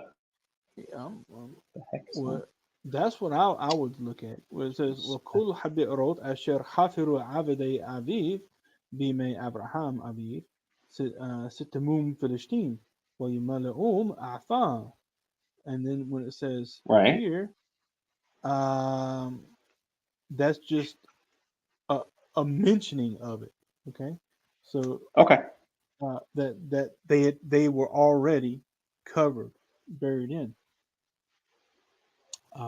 Okay. And So it you just think says the verse yet 15 to is come. talking about, even though verse 15 is before he gets kicked out of Gerar and moves to Nachal, that nonetheless verse 15 is talking about the wells over by Nachal Gerar. I'm just saying that the way I read it is when it mentions now all the wells that his father Abraham had dug, or that the servants of his father Abraham dug, the Philistines buried in. And then it talks about how he went from there and he opened up these wells that they had buried. That's the way I read it. Okay. They're the But same one. again, I'm saying Wherever the wells verse were. 15 takes place. Verse 15 takes place before he gets kicked out of Gerar and is moved to Nachal, and then you have a repetition.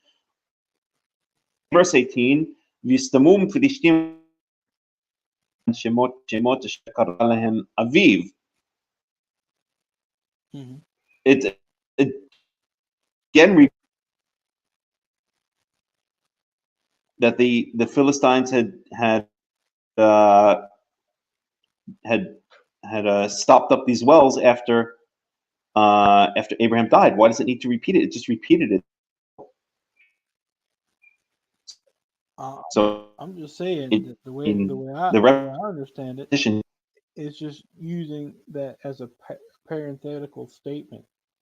All right. Now Isaac had become great while he was in Gerar. Okay. Now right? at this time, all these wells that his father had dug, wherever they were, that's what the Philistines closed up. Now Abimelech is telling him, "Okay, get Right, out." So now Isaac leaves. He leaves and he goes right, dwells in this place called Nahal Gerar, wherever it is.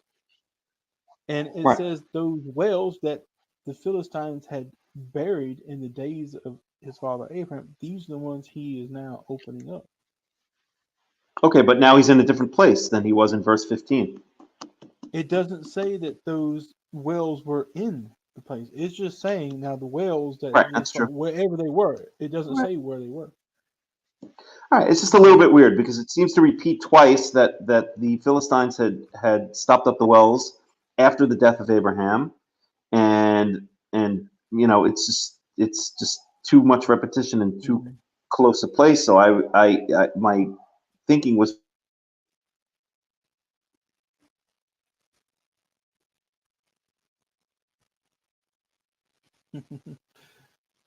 not that it's a major point. It's not that big a deal, but it No, does no. say in verse 19, "V'yachparu avdei Yitzchak benachal." So the servants of Yitzchak dug up near the river, "V'yimseu sham be'er mayim chayim," right? So obviously now he's near the river. Okay, it doesn't matter so much, but at any rate, maybe it's one set of wells, maybe it's two sets of wells. It just seems like too much repetition for something that's kind of a minor passing point. But at Well, any rate, okay. I'm thinking he could be uh, women and cats. Hmm. The I forgot what I was going to say. Oh, it could be also that he basically opened up the wells that they had buried in, and he also Hmm. dug some of his own. Because we're going to see that there's a problem that now they're having problems with these Philistines, and eventually Sure. he's going to take that up with Abimelech. Say, hey, look, Right. enough's enough. Anywho, so and then another point I wanted to make was one second here. Ah, what's with the naming of the wells? I mean, it's obvious, right, that water was very restricted in these areas as it is today. Mhm. So, you're gonna give great value to a well, but naming of the wells, that's kind of a weird thing to do. Why name the wells? I don't have an answer to that question. I'm just asking it. So let's see. I wonder if it was common in ancient times, naming of wells in ancient Near East. I just want to Google it for the heck of it. Dating of ancient water wells, ancient Near East, wells in the Bible. Oh, there's a Wikipedia entrance for wells in the Bible. All springs, wells, and fountains were landmarks in the topography of Palestine. Abraham dug wells near Gerar. Jesus, forget that. Blah, blah, blah. To own a well and to possess the surrounding country were synonymous terms. Proverbs 5:15-17. On the other hand, so serious might be the disputes arising out of the use or claim of a well that the sword was appealed to as the sole arbiter. That's in Genesis 26, we'll see. And other places, Exodus 2:17. Exodus 2:17. Oh, I guess it's with Jacob in, I don't know what that is. Numbers 20:17, blah, blah, blah. Wells of water. Okay. All right. It's just 2:17 weird to would be name. Moses at the well of Midian. Right. Right. That's right. Right. Sure. Of course, we're going to need to see Porto. Okay. It just seems weird to name wells, even if they are such a rare occurrence in ancient times. So I always wondered about that, and I wanted to find out more about what's the deal with the naming of the wells. But okay, I'll do that another time on my own. All right. So in verse 19, so the servants of Yitzhak dug near the river, and they found there a well of its usual water, basically, right? Not the salty or poison water, potable water. You can translate that as. Mm-hmm. Verse 20, V'yarivu ro'e Gerar im ro'e Yitzhak. So the shepherds of Gerar fought or argued with the shepherds of Yitzhak. Nemor lanu hamayim, saying, "This is our water." Kind of like today that you have between the Israelis and the modern Philistines, known as We're the having the same Palestinians. conversation. Same damn thing goes on. These are our olive trees. This is our water. This is our land. Blah blah blah. So same old crap. Yikra Shem.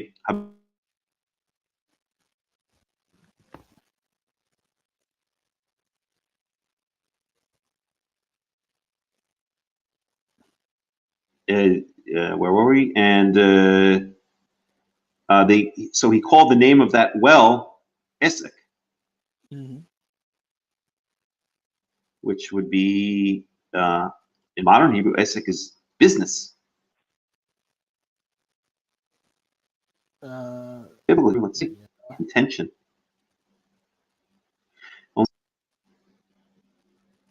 This. Suck. So you do a suck. Yeah, I think it's used the same way in Tanakh. Also, it's a business or an occupation or I don't know why. It why only they call it appears that. once. It only appears once in the entire Tanakh. This root, Really? I believe. Suck? No, it doesn't. 1 second. Suck et amito. A second shot. No, it doesn't. It appears many more times. I was just looking at the wrong place. Darak, a suk, a shuk. No, that's a shak. That's with a shin. So with a sin, Esek, and hitasku It means to quarrel. only appears once in the entire Tanakh. Here, and this is the only place. That's it. Just in this verse, it appears once as Esek, and then again with the same with hitasku, which doesn't give us any more information. But it's translated here as contended with, had contention with. I'm going to go to Robert Alter for this one and see what he has to say, if anything, about it. So we are in we're in chapter 26, verse 21. 20. 26, 21. Yeah, 20. Yeah, 1 second. It's 26, 21. Now, Isaac, roughly contention, as in the verb that follows in the etiological explanation of the name. So he doesn't really add anything. Okay. Contention. So now Says. we're about to get the birth of Satan. I was gonna say the same thing. This is proof that Satan is alive and well. Yeah. Verse 21. And they dug, meaning Yitzhak's servants, dug another well. Yarivu gam aleha, and they argued over it, meaning Yitzhak's servants argued with the servants of the shepherds, argued with the shepherds of Gerar. Vikra Shemos Na, and they called its name basically enmity or hatred. Yeah. Sitna. This is where you get the words Satan. That's right. That's the same word. That's the same root as the word Satan. Satan just means an enemy. Yeah. That's all it means in the Tanakh. Verse 22, V'atek misham, and he picked up and left, or he moved from there. Mm-hmm. In modern Hebrew, ya'atek or la'atik means to copy. So, really? Yeah. So the idea is he replicated his home, like he set up his home in this new place, right? So if you have like his tent, set everything that was in one place, now he replicated in another place. He set up his tent the same way. Said, right? That's the idea. So yeah, ya'atek misham. So he picked up moved from there, or he replicated his existence in another place from there, and they did not argue over it. Vikra Shema Rehovot, and they called its name Rehovot. And the reason they called it Rehovot, V'yomer ki ata irchi v'hoa lanu uparinu ba'aretz, because saying now, Yehovah has broadened us, has widened us, has given us wide space. I guess you can translate it. These are the ancestors. This is the and ancestral V'parinu ba'aretz. Rachabi.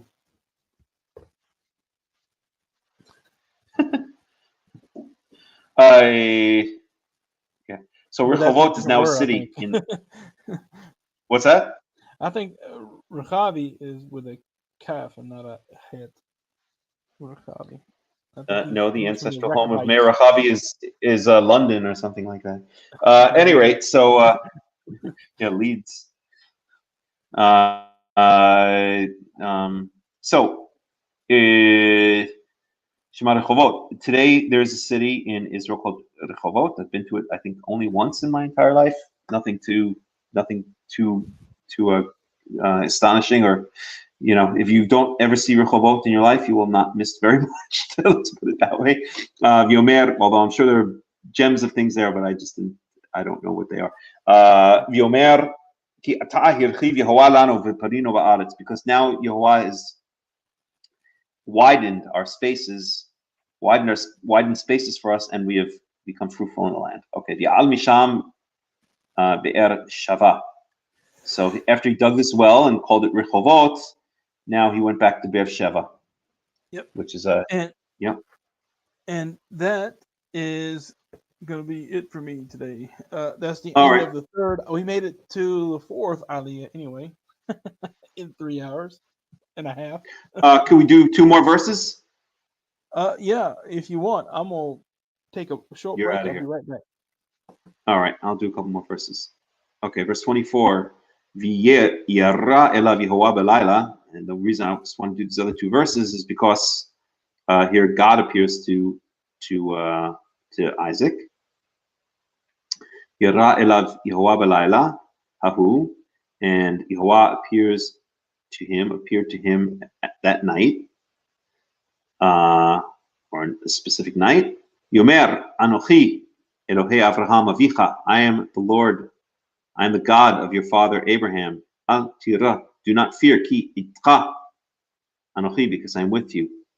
Yiberachticha, and I shall bless you. Yihirbeti et zaracha, and I will make your seed abundant, great in number. Ba'avur Avraham Avdi, because of, in the name of, or because of Abraham, my servant. In verse 25, Yiben Sham Mizbeach, and he built an altar there, Vikra B'Shem Yehovah, and he called out in the name of Yehovah. V'yet Sham Ohalo, and he pitched his tent there. V'yichru Sham Avdei Yitzchak Be'er, and the servants of Yitzchak dug a well there. So that is that. Now, what I did want to see, one second.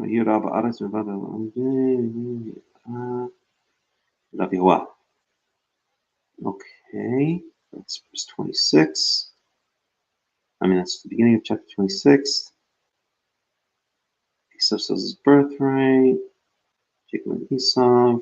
Sons of Ishmael, the death of Abraham. Keturah. I just want to go back a bit. No, I'm not going to look for it now. I just want to see what the first time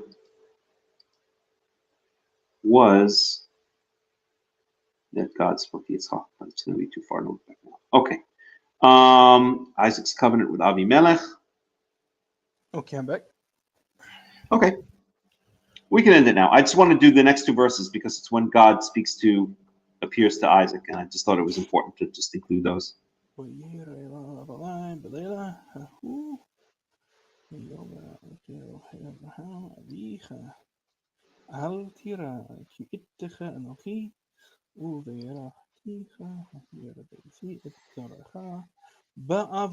Now we have another one. Ba'avor.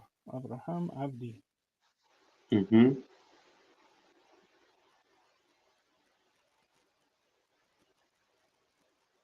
Yep.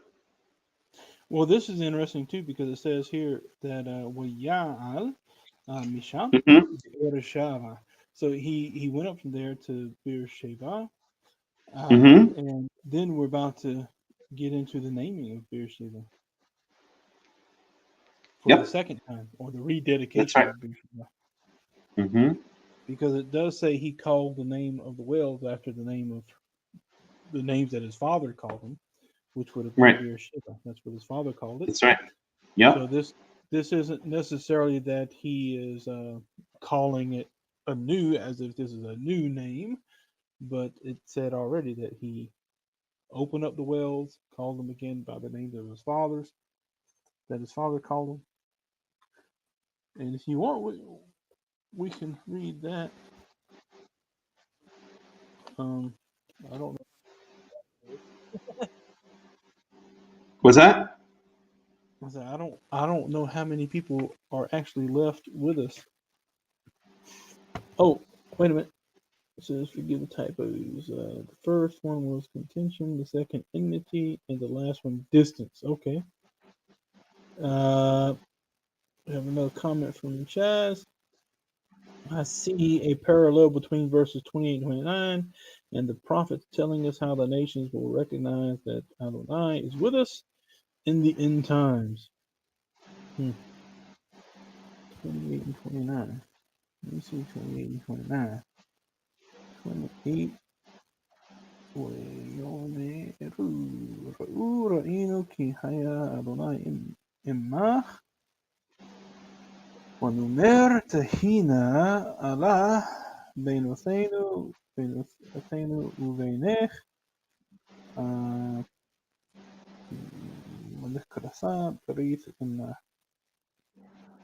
yeah, probably, one thing you have to look at, and I've always found this to be really interesting.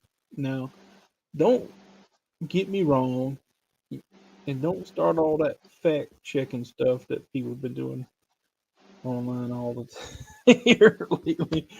And I'm not promoting anything as far as Christianity.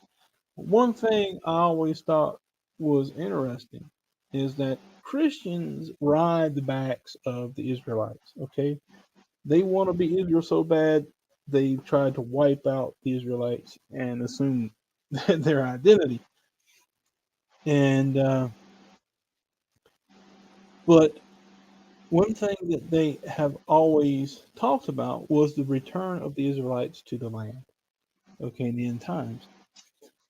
Now, up until the early 1900s, every Christian preacher in the world was laughed at and ridiculed and said, "There's no way that'll ever happen. No way, no way. That's just." And almost all the Christian preachers, in fact, Martin Luther preached about it. John Calvin preached about it. All the classical Christian commentators talked about it, about the return of the Israelites to their land, and everybody laughed into the scorn and said, "There's no way in the world." Now, I'm not saying that the Christians are right, but the point is they were looking into the Tanakh, and they were looking at the prophetical writings of the end times, of the end days, and the return of the Israelites from those lands that they would be scattered into back. And that actually happened at the end of World War II. And that was a shock to the world, to the nations. Unfortunately, the Israelites, once they got back, instead of doing what they should have done, they kind of spit in the face of God and gave the Temple Mount back to their enemies. I don't know what happened to Melech. I'm here.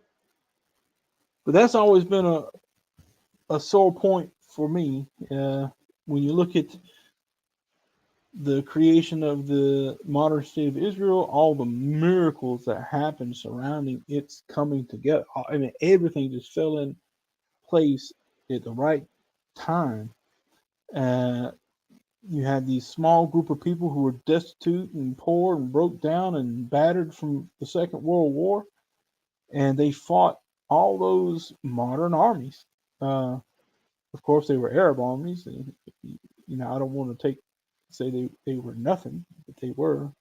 They had enough that they should have wiped them out because they didn't have support from the United States, not open support anyway. They had moral support maybe, but even the Russians were sending in aid to the Arab countries to take them out, to destroy them. And then you see, for the first time now, the Israelites have been praying 3 times a day for almost 2,000 years. Let it be in our day. Let it be rebuilt in our day. And as soon as God gave them the Temple Mount for the first time in 2,000 years, where they could fulfill that prayer that they've been begging God for, what did they do? They spit in the face of God, waved back to Jordan, and said we didn't want the Temple Mount, and forbade any Jew from going up there. And since that time, they haven't had peace. Yeah. Definitely. So, okay, you want to end it there, Yaakov? Yeah, it's been So, exactly 3.5 hours now. I appreciate everyone showing up, everyone, all the questions, all the participation. Anytime anybody wants to get on in the studio and read and participate live, you're more than welcome. The link is in the description. I posted it also in the chat. can you hear the music, by the way? No. Chaz says it will happen when he decides it should. Wait a minute, Chaz. I have to beg to differ. It will happen when he decides it should happen. Look, the problem that we're having nowadays that didn't happen in the time that the Israelites returned from the Persian and Babylonian captivity is that we have rabbinic Judaism, which invented this idea of a savior Messiah that's supposed to float down out of paradise with the temple in tow. They didn't have that concept then. And so they had a Messiah in the Kohen Gadol. He was there.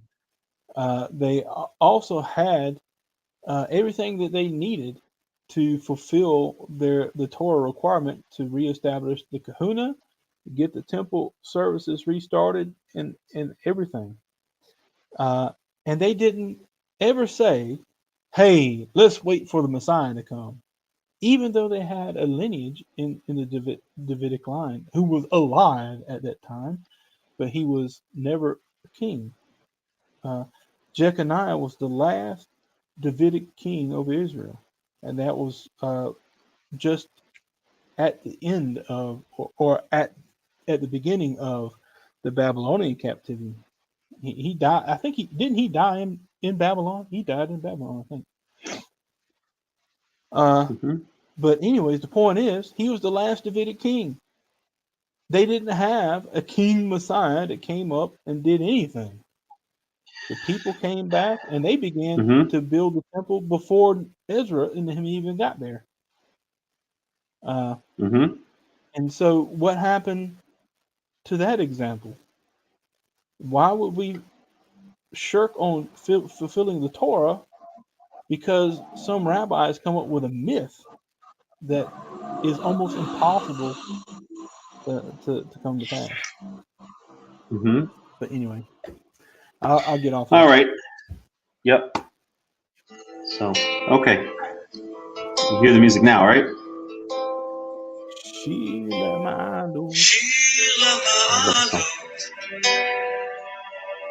So, okay. Should we, Yep. Shabbat Shalom for those still in Shabbat. Shabbat Tov for those of us now in the new week. And I hope to see everyone here next Shabbat. So, sounds good. hello. Tell your friends. And if you don't have friends, tell your enemies. That's right.